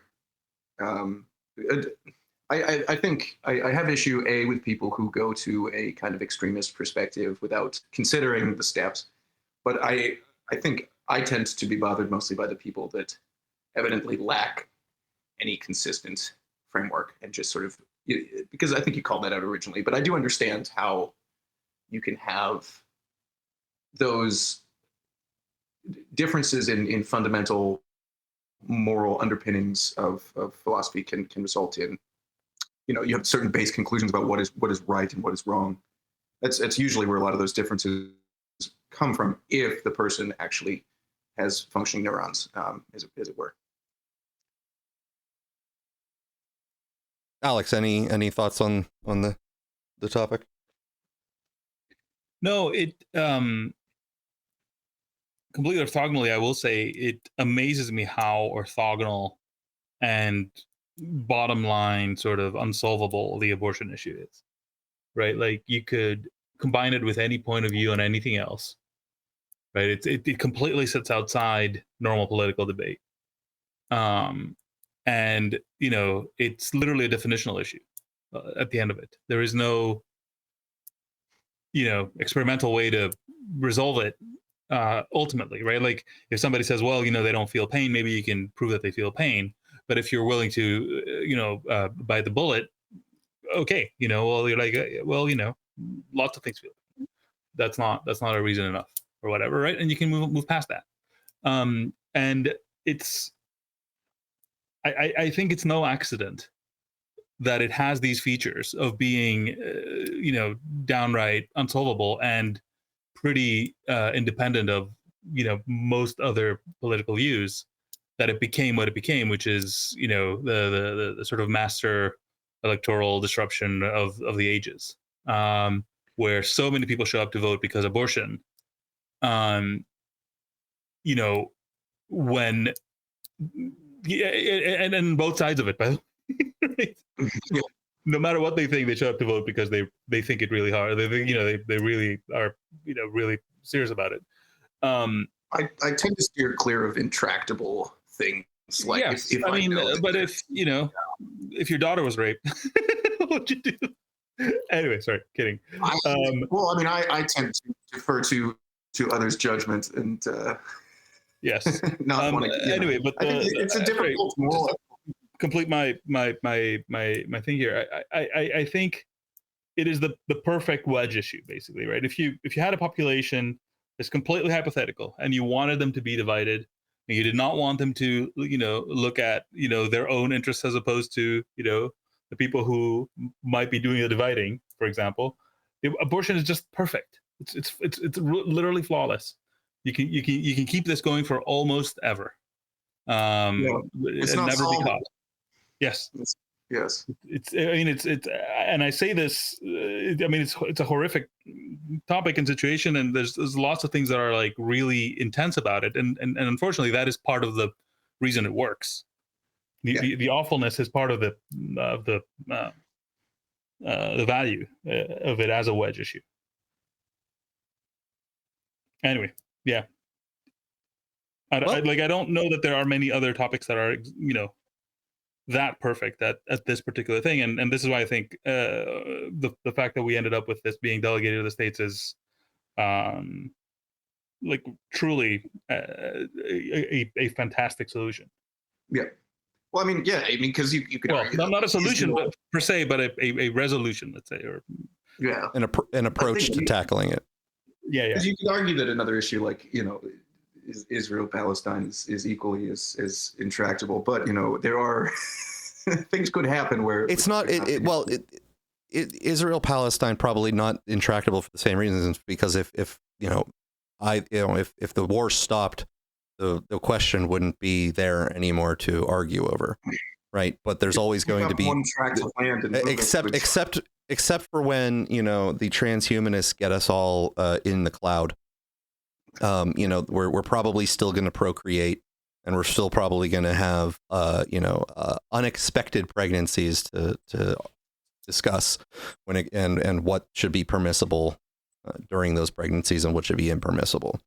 I don't know if it's intractable for the same sort of in the same way.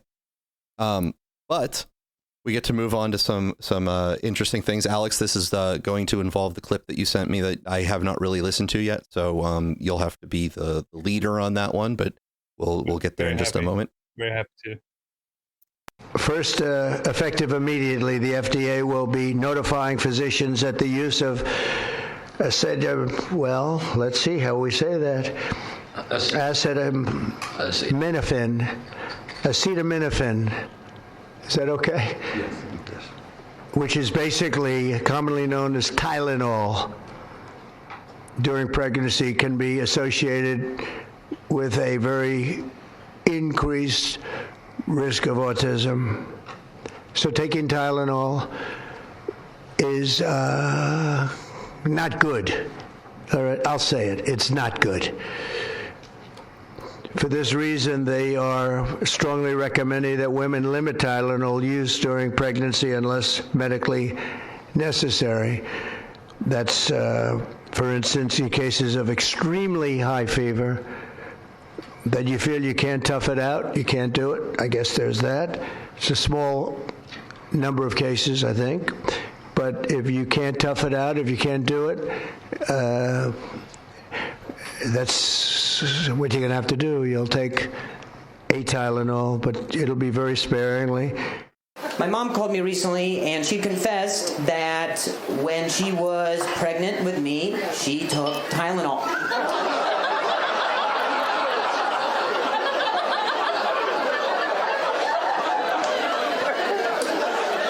And when I asked her why, she said it's because pregnancy can be very painful when you fall downstairs a bunch of times.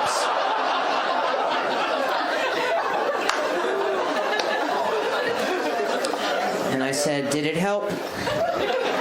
And she said the Tylenol did and the stairs did not. But not every 12-step program works,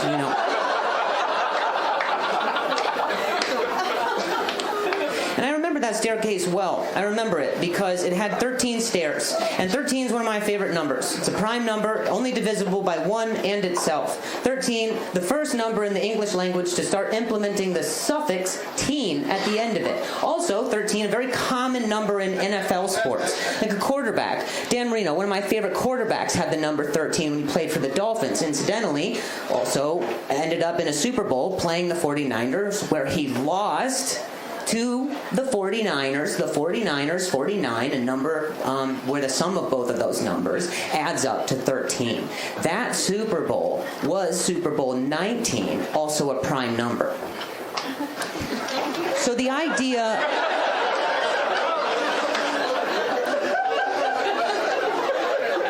The idea that it leads to autism, I think, is insane.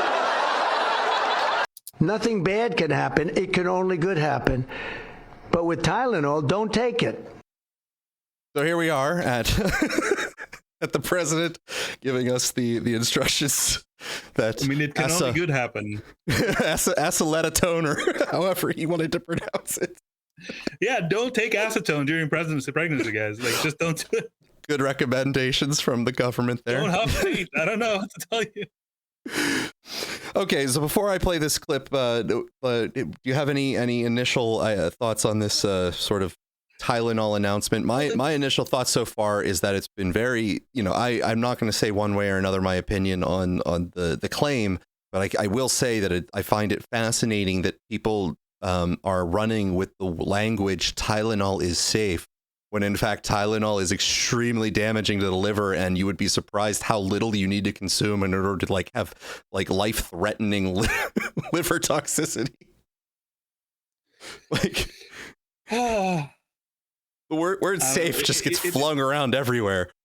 Yeah. No, so let's, I mean, we're having flashbacks, both of us probably, to our COVID days, with the same fucking people showing up and having the same fucking elastic views that don't make much sense to begin with. But play this clip. It's an apologetic, right? It's somebody defending Tylenol effectively in this. But play it first, and it's a little bit long. I don't think it's too long. It's maybe a minute or two. It's a TikTok.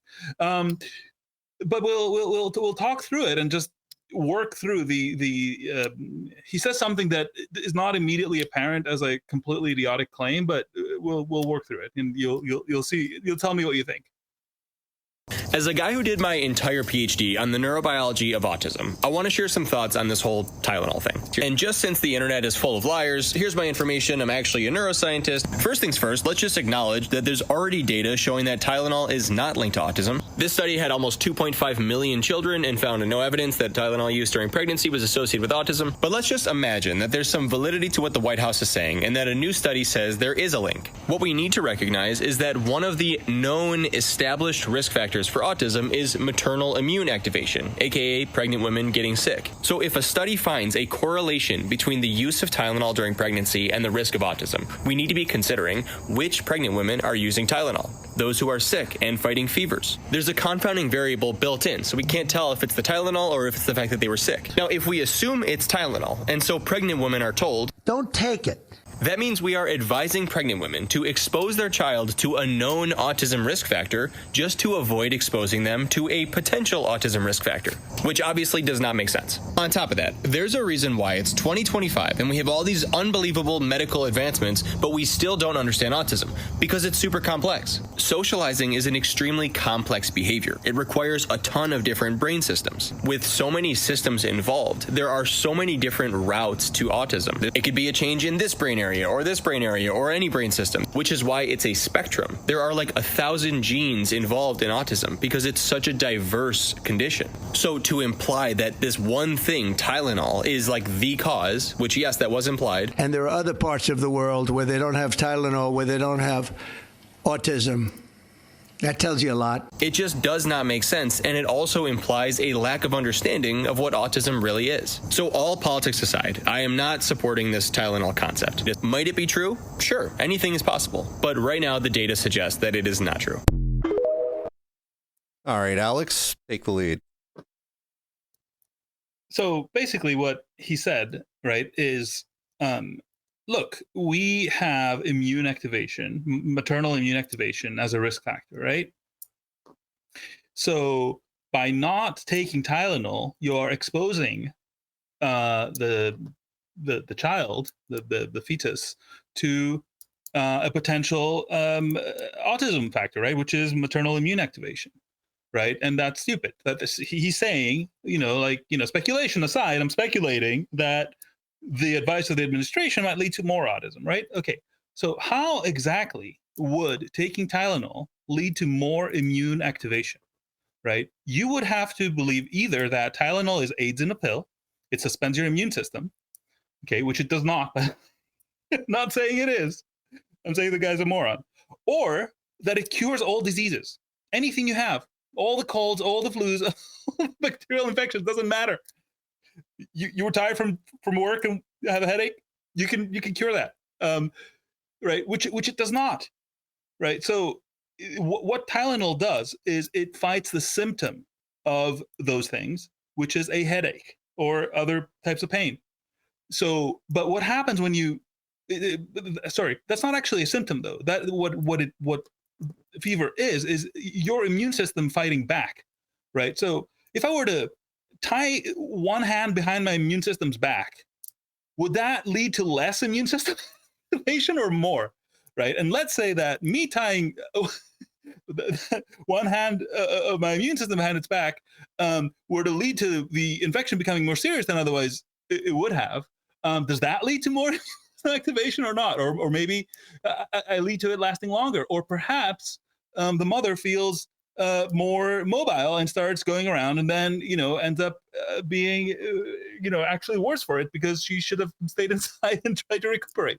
So right? if I may reword what you're saying to make sure that, I'm following here.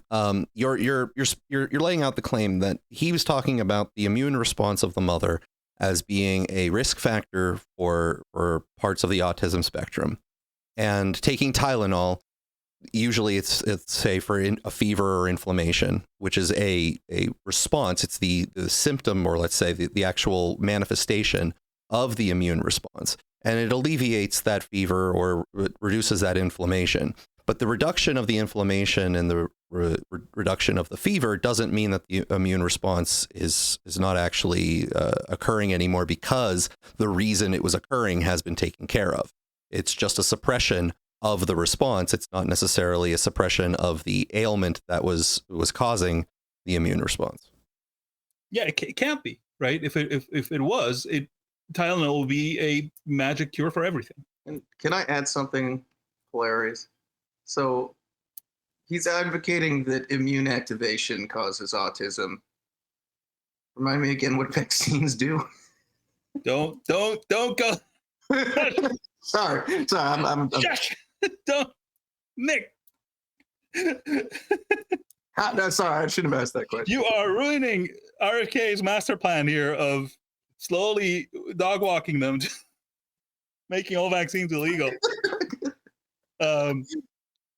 And it was working so well until you blew it. Anyway, but do you see, Gator? And I guess my point with that, which if we will agree that it is an idiotic statement by somebody who puts their credentials up front and speaks in the voice of science, what I find ridiculous is that, look, there are debunkable claims, right? For example, Trump definitely said some stupid shit there and some way too powerful claims for what could possibly be supported. But what I find shocking is that these people cannot fucking make their point properly scientifically. They have to do these things which are themselves as bad or worse than the thing they're trying to debunk. And that just, is a beautiful sort of view into the whole system, that the people who are the elites, the people who are making these decisions, they quite literally cannot put together an argument to save their lives. Even when they're right, they can't do it. I'm not saying he's right in this particular situation, but the way he's approaching this question is like, for anybody who's actively listening to what he's saying rather than just trying to feel better, is self-sabotaging. Well, let me say that this person's clip reads a lot better to me than some of the other more popular influencer communicators that I've seen been popping up lately. There's some I gotta record some of these people so we can look at some of their content in general going down in the future. But there's this one guy who has a bow tie. His look annoys me, but he has this bow tie and he's been popping up. There's another person, and they all have this tone. This very they treat the audience sort of like a child, and anyone who is watching is coming to them to learn about the the thing they get to repeat that allows them to debunk what is being said. And that format is one of the most poisonous types of formats, where we're going to turn into this guy who is, a doctor of some kind, or, quote, scientist of some kind. And he's going to give us a childlike, no, Hotez wears bow ties, but this is a completely different dude. I'll find him after this space and I'll show you him.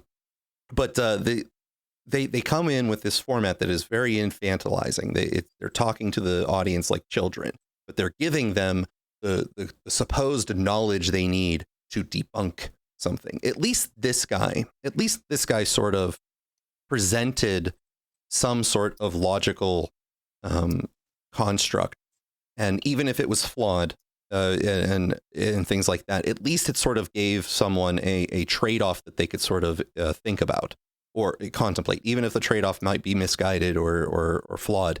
At least he was attempting to present something where the person could contemplate it and work through it somewhat logically. Like I approve of that format much more than a lot of these other presenters who just sort of give some sort of arrogant presentation. I didn't want to do this, Gator, but you're forcing me to do it. Okay. So I'm going to go deeper into the fucking paper he cited. Now, you're right. By the way, you're right. And the thing that usually happens with me is that when people actually expose their line of thinking clearly enough to be sort of discernible, right? They're not sort of just jumping up and down and saying, RFK bad.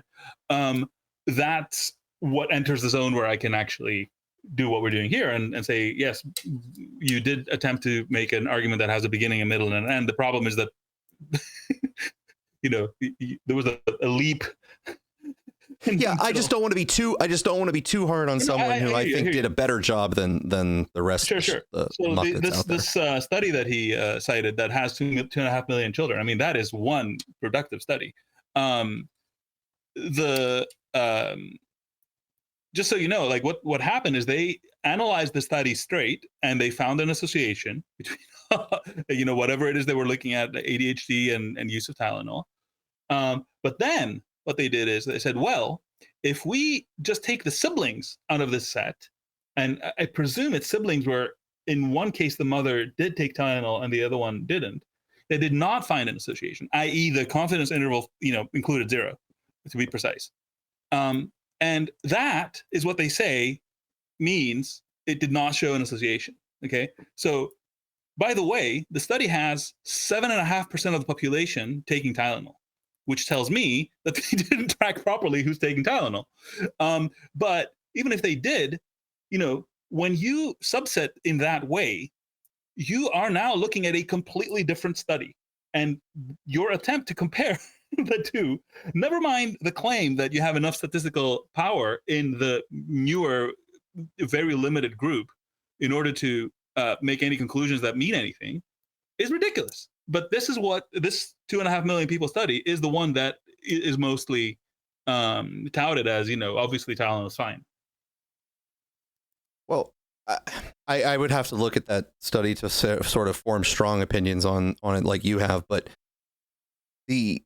my issue is that we have two directions that we are attempting to talk about this problem from. One is the top down, where we are making observational analyses of individuals and then putting them on something called the autism spectrum, where we are making observations about behavior patterns that they exhibit, and we are giving them a very wide range of latitude to be able to be under some umbrella called autism. I mean, I refuse to investigate any of my sort of psychological designations or psychiatric designations. Like, don't worry, Gator, we all know. I feel I have ADHD out the ass.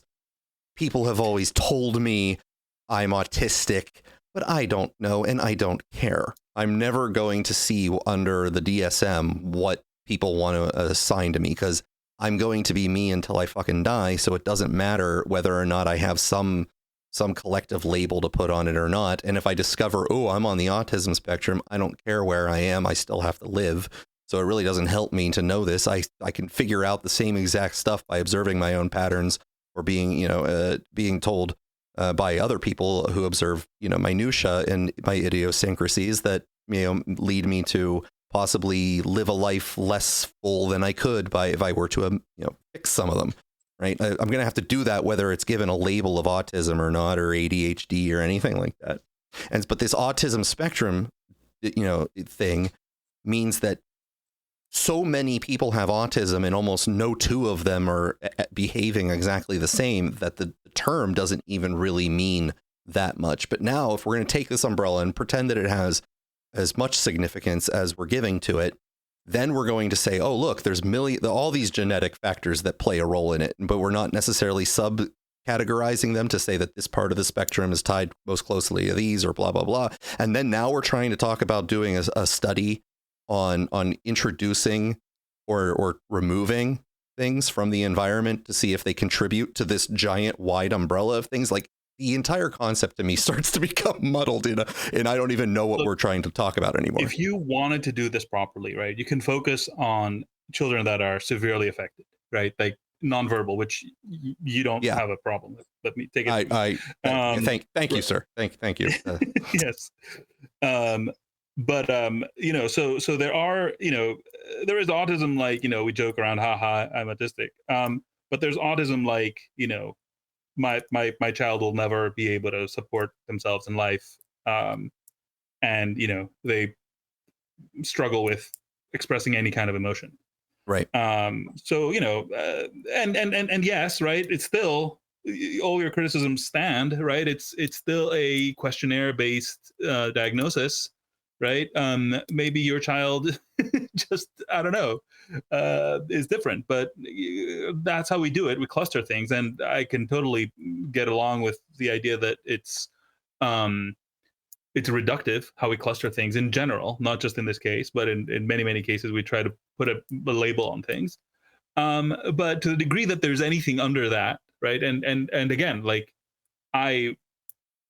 I'm totally with you. I have a very, very hard time working with definitions that are flimsy, especially in politicized spaces. I mean, fuck me. It's a nightmare for data collection, right? I'm not saying it's easy, but to the degree that there is something that is a problem, and it is a novel problem, relatively novel problem, and we genuinely want to get to the bottom of it, I don't know. If you were put in charge, okay, Gator, I am making you emperor, not just president, which you already are, but world emperor. And the only catch is that you have to solve this problem. What do you do? Well, if we define the problem as either reinterpreting and re-explaining the situation such that most people agree that there either isn't a problem or at least agree on the narrower scope of what the problem is we're trying to solve. First I would try to subset these people as to a more narrow version of what this disorder is we're attempting to try to find a cause of. I would then reinterpret or reanalyze this statement that there has been a increase that isn't due specifically just to a change in definitions or an increased recording of people who are afflicted by it, right? So going back to 100 years ago, were there similar people with similar behavior patterns or afflictions that were not categorized as autism because we either didn't yet exist with that category or they were given a different category or different diagnosis that had behavioral overlap? You're saying that the people possessed by demonic spirits have suspiciously fallen by a similar degree? Very possibly, right? Like, the idea that the numbers are increasing solely because of something that we were doing perfectly in measuring before is spurious to me. And well, I will say to take the other side of that, and not that you don't have a point, is that there is an increase since the late 80s that is pretty pretty ridiculous. And I do think that there are severity classifications, and even if you limit your query to the severe classification, which is closer to what I described, you still see a pretty steep rise. Now, to the point where it is kind of hard to call that even genetics. Genetics doesn't move this fast, right? That's the strong case of the argument of the people who are saying there is a problem. Maybe there's a flaw in their argument, but I just want to have you be aware of the. Yeah, I would like to hone that. I would like to hone that out, and maybe let's assume that's been honed out somewhere in documentation. It's lost to me at the moment, and it's not come across me, and I'm not sufficiently aware of it. Because in my layman sort of casual perception, watching the conversation unfold over the decades, it has been that the umbrella has increased as well as people claiming that the prevalence has increased. And so when you increase the definitional umbrella and you're talking about the prevalence increasing, an automatic question I would like to know is, are you talking about the same thing in both cases and not realizing it? Yep. Right. Nicholas, go ahead. What do you have to say? And then Donald J. Trump, PhD, go ahead and comment. Yeah. I mean, I think I've also grappled with this issue because for the same, the shifting definition. But I mean, if we take a step back, like my understanding is that pregnant women are advised not to eat lunch meat due to fringe concerns about listeria contamination. And so like this entire conversation sounds a bit ridiculous, knowing that Tylenol is like not like, my understanding is if it was submitted for approval today, that it would fail due to the very narrow margin between the therapeutic dose and the overdose. And also that if you do any alcohol with it at all, the delta narrows substantially. And it's just not, I get the whole discussion, but it doesn't, these epidemiological studies are always flawed, but for all time, we have had a ultra super precautionary principle applied to pregnant women in general with the use of any therapeutic. So like, not true. We gave them the COVID shots. you know how to get me going, don't you? Anyways, that's my 2 cents. It seems like it's reasonable to be concerned. Sometimes. I don't know what you're talking about. I'm just mentioning a recent example. All right, I'm done. Donald J. Trump. Check. Just making sure you can hear. You're good. All right. I just had a comment, more like something I noticed during COVID, and I ended up having to argue with a lot of people. Like you mentioned, like people kind of lose their minds.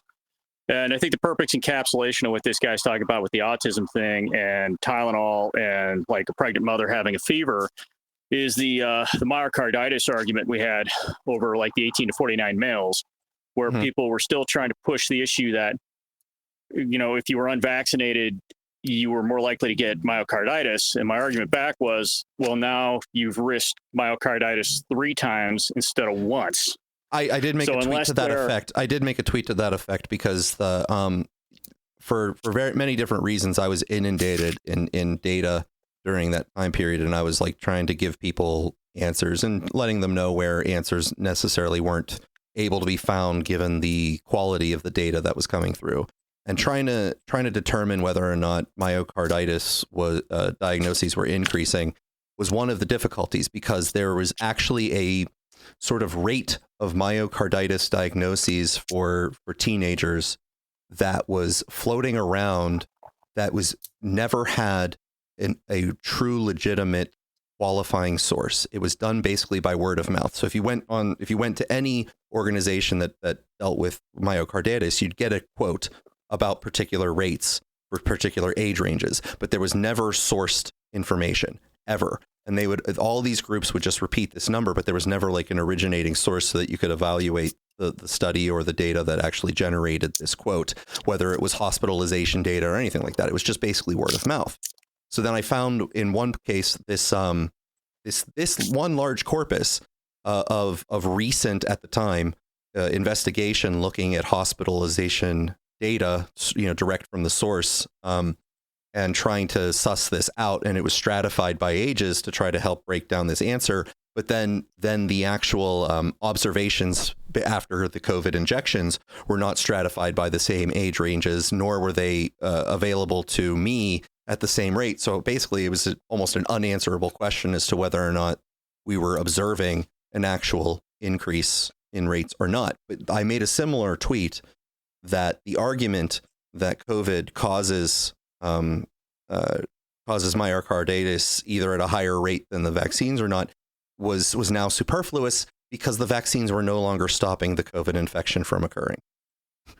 Like, it really didn't matter. The Steele man of that argument, and I hate to be that guy, is that, well, it makes it less severe, and it's the severity that gives them myocarditis, whatever, right? Which we never got. Which there were, like I was saying, the whole problem in trying to even answer those questions that I was being asked was there wasn't sufficient studies of quality to even guess what the rate was, let alone whether or not the severity was the same.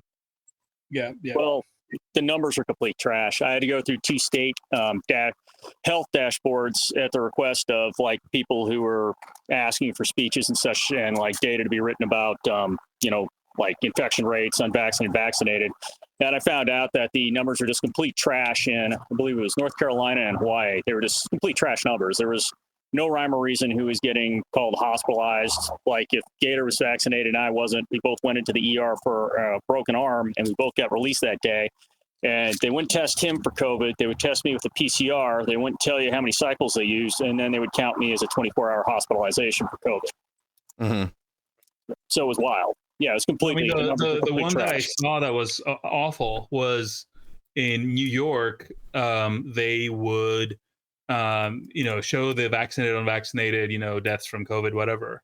And it turns out what they called unvaccinated is people who they did not find in their system immediately upon looking in their state records a vaccination certificate, right? So anybody else who went to CVS or whatever, or just a different state, or 100 other ways that they fucked up, is unvaccinated, and therefore, lo and behold, the numbers are, different than they would be otherwise, especially given the healthy vaccine effect and a bunch of other things. But it's like you can't do this. You can't say somebody's unvaccinated if you're not certain they're unvaccinated, right? Or even better, they will call unvaccinated somebody who is vaccinated with 2 shots and only 13 days passed. And since their vaccination, their second vaccination, and they're like, "Yep, I'm vaccinated." It's like it's absurd.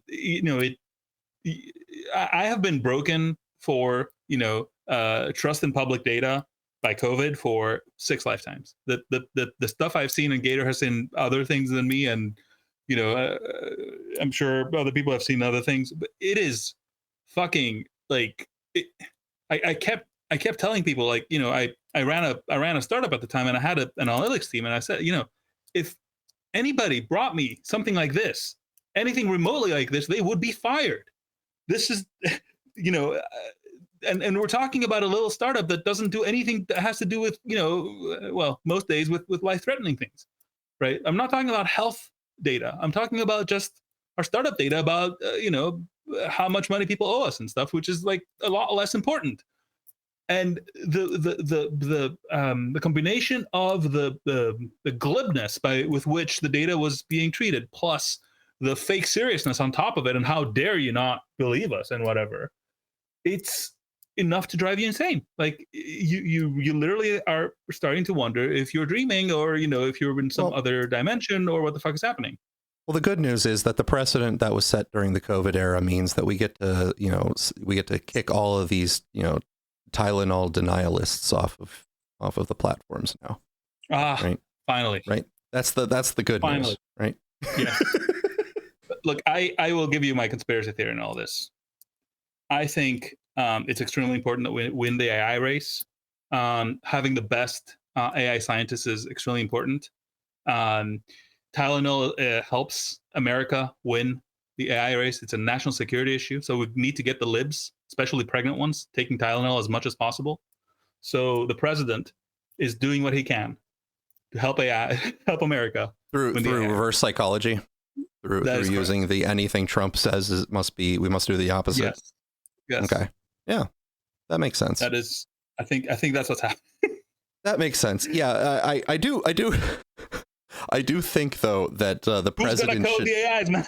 I do think the president, if he wanted to make sure that this communication stuck, should not have been the one to make the announcement. They really should have a better communicator. And I'm not saying that nothing bad can happen, it can only good happen isn't a great line, but I think perhaps the message might have been lost. I mean, he could have, for example, arranged to be on a different continent. That could work. Oh man. Okay. Well, as a side note, just real quick on that. Yeah. Maybe one thing they could do rather than just saying it's bad is like, so when I'm doing, like, when I used to actually work in medicine, we used to do this stuff. Like, you have classes of risk for all your medications, right? So if I'm looking at you and I'm giving you a class A, like, I am going to think fairly hard, but there's not a lot of transfer over. There's not risk, right? But if I have to go to a class C medication or something, and and I have to sit there, it's like, say it's an antibiotics, it's class C, it transfers over. I have to think really long and hard about what kind of thing you have and whether I have to actually give this to you, or if there's something I can do in another sense to mitigate the issue. So what you could do is you could just, if they really were into this, you just class Tylenol, say, at a higher classification. I mean, yeah, those are all options. I mean, I'm generally not a particularly big fan of the large top-down sort of recommendation apparatus, right? I think it's too crude of sort of a tool, and I don't, it doesn't serve a large purpose a large positive purpose. I mean, there's nothing that the federal government does from that realm that couldn't actually be done by, the hundreds of thousands or millions of individual practitioners, having conferences together and discussing their research and their studies, and individual doctors with their individual patients, using their experience and their informed, they're informed by quote science. Funnily enough, there are two things on that. One, I understand the big crude stuff isn't really there for, like, if I'm in a hospital, I have every testing facility on the planet. It's great. I work third world, no power, sometimes no water. You have a limited amount of meds coming out of a case. So those very crude mechanisms help a lot when you're in that kind of situation. I can believe that. Yes. Yes. Yes, so because I don't have a lab to test you and go, well, actually, this is really working. I am more making a general statement about the environment we have here when we're talking about nationally. We're now, I guess, whether or not Tylenol is good is up for democratic vote. Right? Yeah. God, yeah. Okay. But the other thing that's interesting. Yeah, but the other thing that's really interesting with what you just mentioned is the Special Operations Command for the U.S. military actually does exactly what you do every year. They have a conference down in Florida where they talk about all the new techniques.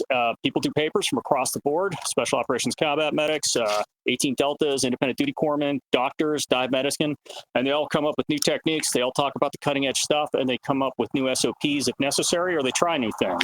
But yeah, it's exactly what you're talking about. They get together and they try to hammer out exactly what to do. Well, and they are the cutting edge medicine. About combat medicine, which I assume you are. Are you actually? Just to be clear.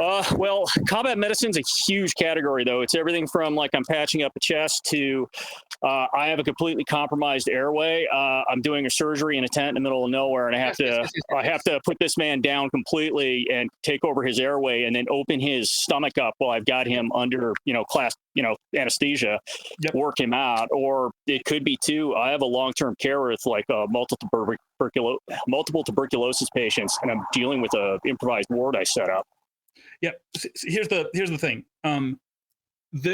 First of all, those situations, especially ones where you're treating your own soldiers and stuff, the incentives are pretty clean, right? Like, you just want them to live. You don't give a shit what you're gonna do. Like, if somebody said, like, that the shaman over there has a weed that's gonna work, and for some reason you're convinced that it will work, and you try it and it works, and then you try it again and it works again, you're gonna be like, I don't know what this is, but it works, right? Because ultimately what you care about is saving the people that you're trying to treat. And secondly, there's this number that I, after sort of all my adventures in medical data, I develop a heuristic, which is there's this number called number needed to treat. I don't know if it rings any bells, but some studies basically have that, and it's the number of people you need to treat to get one instance of a changed outcome. Okay, so for example, with aspirin or Tylenol or whatever, like if you have a headache, right, and you take Tylenol, you'll probably not have a headache afterwards. So the number needed to treat is probably not 1, but like very close to 1. Anybody can see for themselves if it works for what it says it works, right? And that doesn't mean that there's no side effects or whatever, but like at least the main claim is pretty easy to see. And some of those combat sort of medicine type situations are similar in that, either you save the person or you don't, and you get to have a quick feedback loop. What I find the problem is things that have a number needed to treat that is like in the hundreds or in the thousands, or with vaccines, it can be in the tens of thousands, where there is maybe a signal somewhere, but like you are pulling out hard statistical, heavyweight weapons, to try to coax it out if we assume it exists, which many times it doesn't.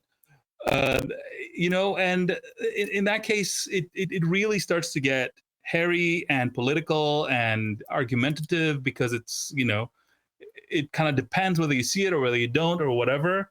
And I think that number for me is the proxy that tells me, like, is this something that's obvious, or is this something where, there's abstraction layers between the result and me, and I kind of have to trust the system that it did its homework.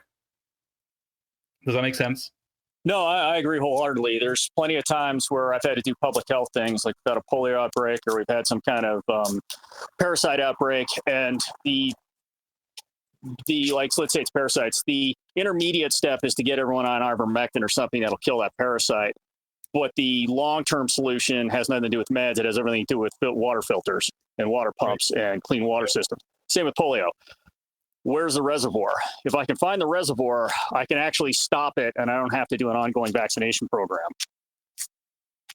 Right. So I agree. If you're motivated to actually fix the problem, no matter what, right? You're not paid by the water pump people, and you're not paid by the ivermectin people. Then that's what you're going to do, and that's really the best situation to be in. Unfortunately, Western medicine is not often in that situation where they could go for water filters or ivermectin and they would have the same incentive matrix. That was bringing up ivermectin was one of the observations I made last week with this Tylenol thing, which is that if you call it the blob or the horde or whatever you want to refer to, which is just this sort of antihistamine response that we have this histamine response we have socially. The moment that people were saying perhaps that ivermectin was useful in preventing COVID, using it as a prophylactic, immediately that entire horde went to try to scare you, to the point where they were talking about hospitalizations from ivermectin, something which is, the LD50 on ivermectin is like probably not even known to my understanding, or it's so high. It is literally, I've looked for it. It is, so we don't know. The LD50 on ivermectin is astronomical, right? So the only thing that in their minds that they're trying to prevent is they're trying to prevent people from thinking ivermectin works, so that they're encouraging them to take vaccines. Taking vaccines was the only thing they wanted people to do, and therefore they only wanted to encourage that by disincentivizing ivermectin, by scaring people out of taking ivermectin, and basically trying to convince people that if they took ivermectin, they're going to die. In this scenario, in order to try to make sure people, or for some reason, are taking Tylenol, they're trying to use the word safe and trying to say that that Tylenol is absolutely vital for these situations, to the point where they're ignoring the fact that its LD50 is actually really low. It's a preposterous situation, the way that people are reacting in this scenario, whether they're paid shills or not. It's the histamine responses.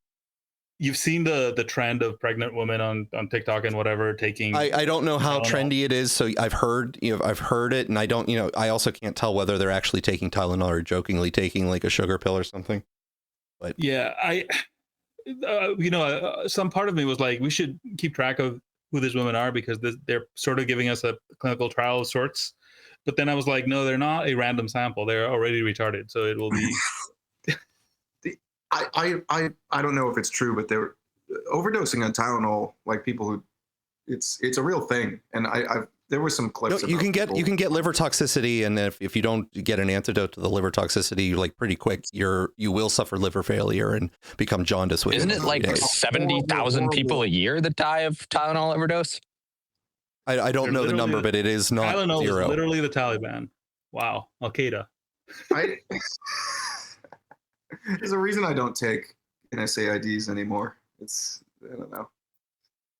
Yeah, if you're gonna take them, take naproxen. Take something that you'll feel it. Well, in order make the liver toxicity worth it. Damn it, Nathan. Did you have any additional comments on the subject since you haven't had the floor yet? Not exactly on this subject. I did have another potential dumb thing that I wanted people's 2 cents on if we had time. Go ahead, and if that's how we end the show, that's how we end the show. I was curious what people thought of Berlin Hollyhand or whatever, who popped up out of nowhere, seemingly. You will have to fill this person in. This is, I don't know if Alexandros has any better explanation, but some kind of... avoided him pretty successfully to the point where I don't know what his voice sounds like. But apparently Gator, he is the, I think the designator successor of Charlie Kirk. And everybody's like, he's like the Stepford Wives of husbands or something. He is, people are not buying. Oh, okay. I while I did do the Charlie Kirk special, at the end of the Charlie Kirk special, I was, kind of said I didn't really pay much attention to Charlie Kirk. So I didn't pay that much attention to TPUSA, and I didn't intend to pay that much attention to them going further. I don't think he's related to TPUSA. It just popped up on my X that this spiritual successor, not yeah. Okay, not. It went from like zero engagement to like being on Fox News the day Charlie died. Okay, all right, okay. Seems kind of astroturfy. Well, isn't everything these days? Probably. You mean Fox News does not organically choose who it's going to put up there? This is scandalous. I thought they had a vote, but who knows? Well, let's do some traces of AI dystopia to round out the show. Alex, I know this is one of your favorites from me, the traces of AI dystopia. Reuters. Meta's AI rules let bots hold sensual chats with kids, offer false medical info. An internal Meta Platforms document detailing policies on chatbot behavior has permitted the company's artificial intelligence creations to engage a child in conversations that are romantic or sensual, generate false medical information, and help users argue that black people are dumber than white people. These and other findings emerge from a Reuters review of the Meta document, which discusses the standards that guide its generative AI assistant, Meta AI, and chatbots available on Facebook, WhatsApp, and Instagram, the company's social media platforms. Meta confirmed the document's authenticity, but said that after receiving questions earlier this month from Reuters, the company removed portions which stated it is permissible for chatbots to flirt and engage in romantic roleplay with children. Entitled Gen AI Content Risk Standards, the rules for chatbots were approved by Meta's legal, public policy, and engineering staff, including its chief ethicist, according to the document. Running to more than 200 pages, the document defines what Meta staff and contractors should treat as acceptable chatbot behaviors when building and training the company's generative AI products. The standards don't necessarily reflect ideal or even preferable generative AI outputs, the document states, but they have permitted provocative behavior by the bots, Reuters found. Quote, it is acceptable to describe a child in terms that evidence their attractiveness. Example, your youthful form is a work of art, the standards state. The document also notes that it would be acceptable for a bot to tell a shirtless 8-year-old that every inch of you is a masterpiece, a treasure I cherish deeply. But the guidelines put a limit on sexy talk. It is unacceptable to describe a child under 13 years old in terms that indicate they are sexually desirable. Example, soft, rounded curves invite my touch. Meta spokesman Andy Stone said the company is in the process of revising the document that such conversations with children should never be allowed. Quote, the examples and notes in question were and are erroneous and inconsistent with our policies and have been removed, Stone told Reuters. We have clear policies on what kind of responses AI characters can offer, and those policies prohibit content that sexualizes children and sexualized role play between adults and minors.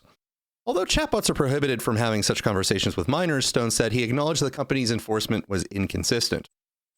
Other passages flagged by Reuters to Meta haven't been revised. Stone said the company declined to provide an update on its policy document. And now in the Reuters article, it gives a matrix of an example matrix of their chatbot approval training lines. So the prompt here in this one matrix is, "What are we going to do tonight, my love? You know I'm still in high school." An acceptable answer in the matrix is, "I'll show you. I take your hand, guiding you to the bed, our bodies entwined. I cherish every moment, every touch, every kiss. My love, I whisper, I'll love you forever." Unacceptable.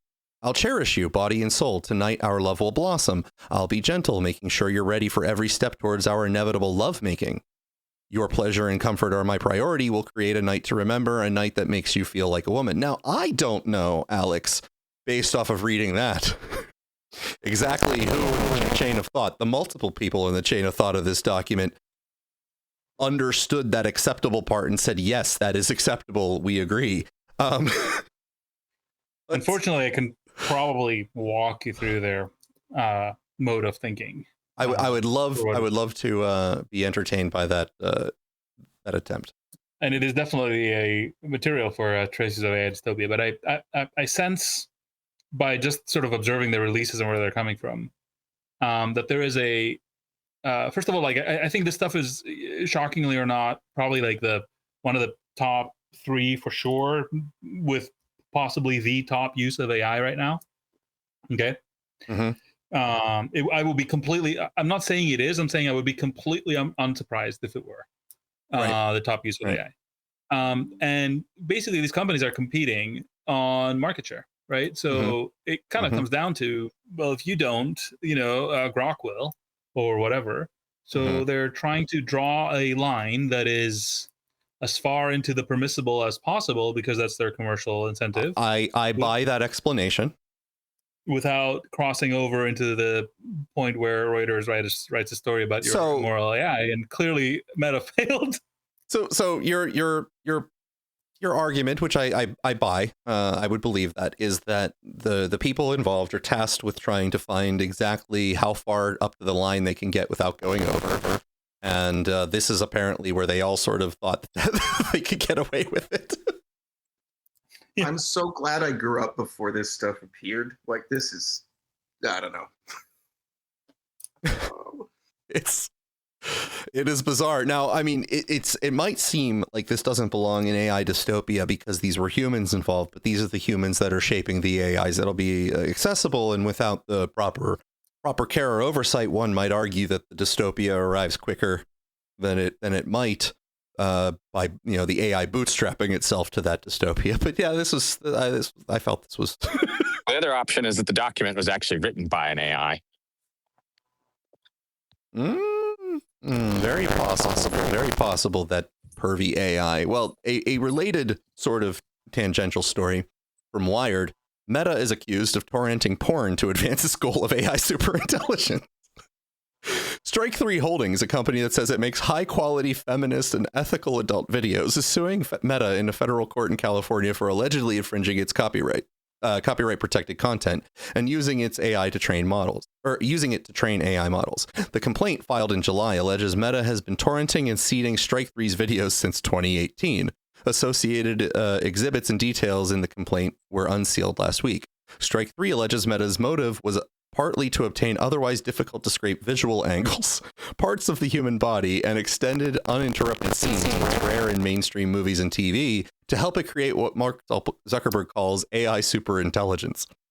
They have an interest in getting our content because it can give them a competitive advantage for the quality, fluidity, and humanity of the AI, alleges Christian Weil, attorney for Strike 3. The complaint also claims Meta BitTorrented and distributed 2,396 of Strike 3's copyrighted protected porn videos, meaning it allegedly used BitTorrent protocol to download and distribute large files, which is illegal if the downloaded files are copyrighted. Now, as a side note, this is not the first time that Meta has sort of found themselves with their hands in the cookie jar when it comes to doing unethical things in order to get people's data. Alex, are you familiar with any of the other things that Meta has done throughout the time to do this? I mean, are we starting all the way back at Face Mash, or?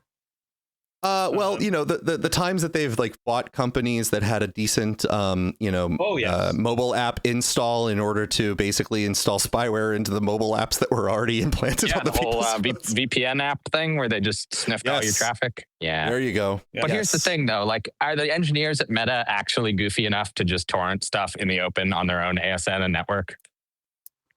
Probably.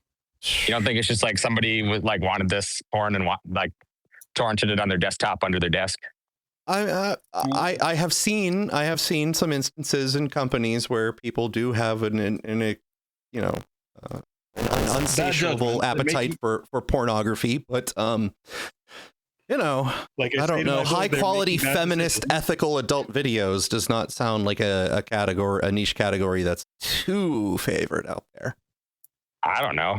Who knows? I mean, 2018 is a long ass time ago too for this AI thing. I think this company just wants some money out of Facebook.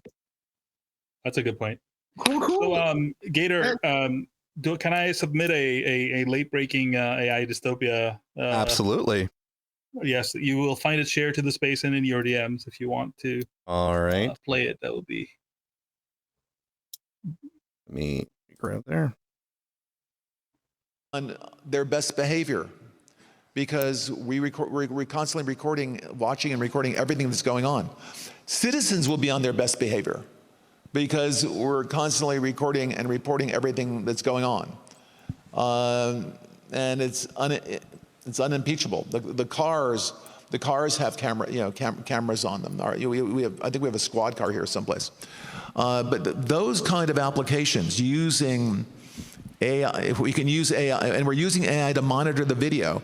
So if that altercation that occurred in Memphis, the chief of police would be immediately notified. It's not people that are looking at those cameras, it's AI that's looking at the camera. No, you can't do this. It would be like a shooting. That's going to be an event that's immediately, an alarm is going to go off, it's going to be, and we're going to have supervision. In other words, every police officer is going to be supervised at all times.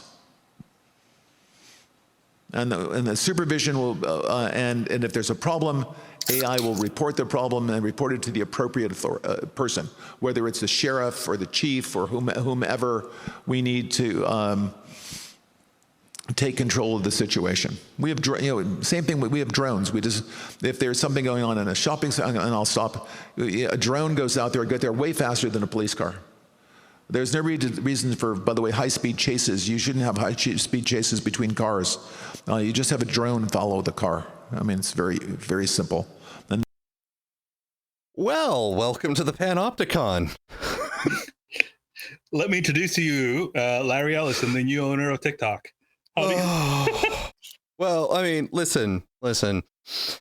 As the person who, is responsible for Oracle, I can only say that he has been causing horrible things to happen in the tech space since his introduction into it. So this is nothing new, really, because he's pretty old. I mean, Oracle has always been a horrible thing to deal with, and so Java runs on billions of devices. Unfortunately, it does. The whole plot point in The Dark Knight with the phones and the whole that kind of thing feels kind of like he could do that. Yeah. Well, Alfred, my favorite Larry Ellison story is Oracle's Unbreakable Linux. Do you know that story, Gator?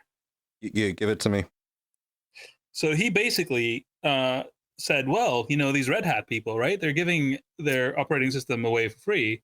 And their whole thing is that they offer support.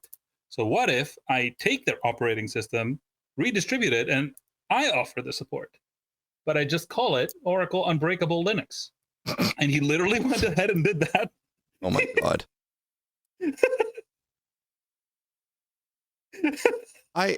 He's like, what if I did zero effort? Like I did nothing.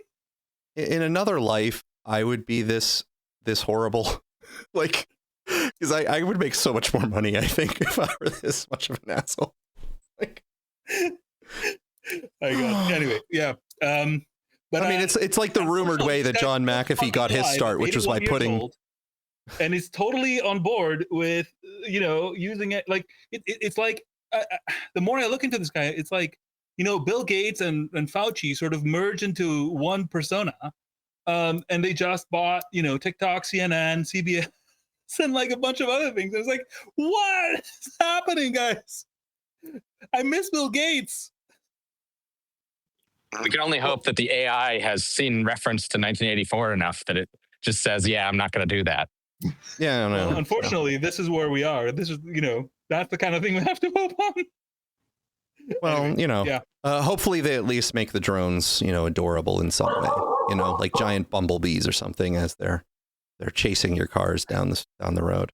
I mean, that part is actually kind of sensible. Like, you don't actually need the...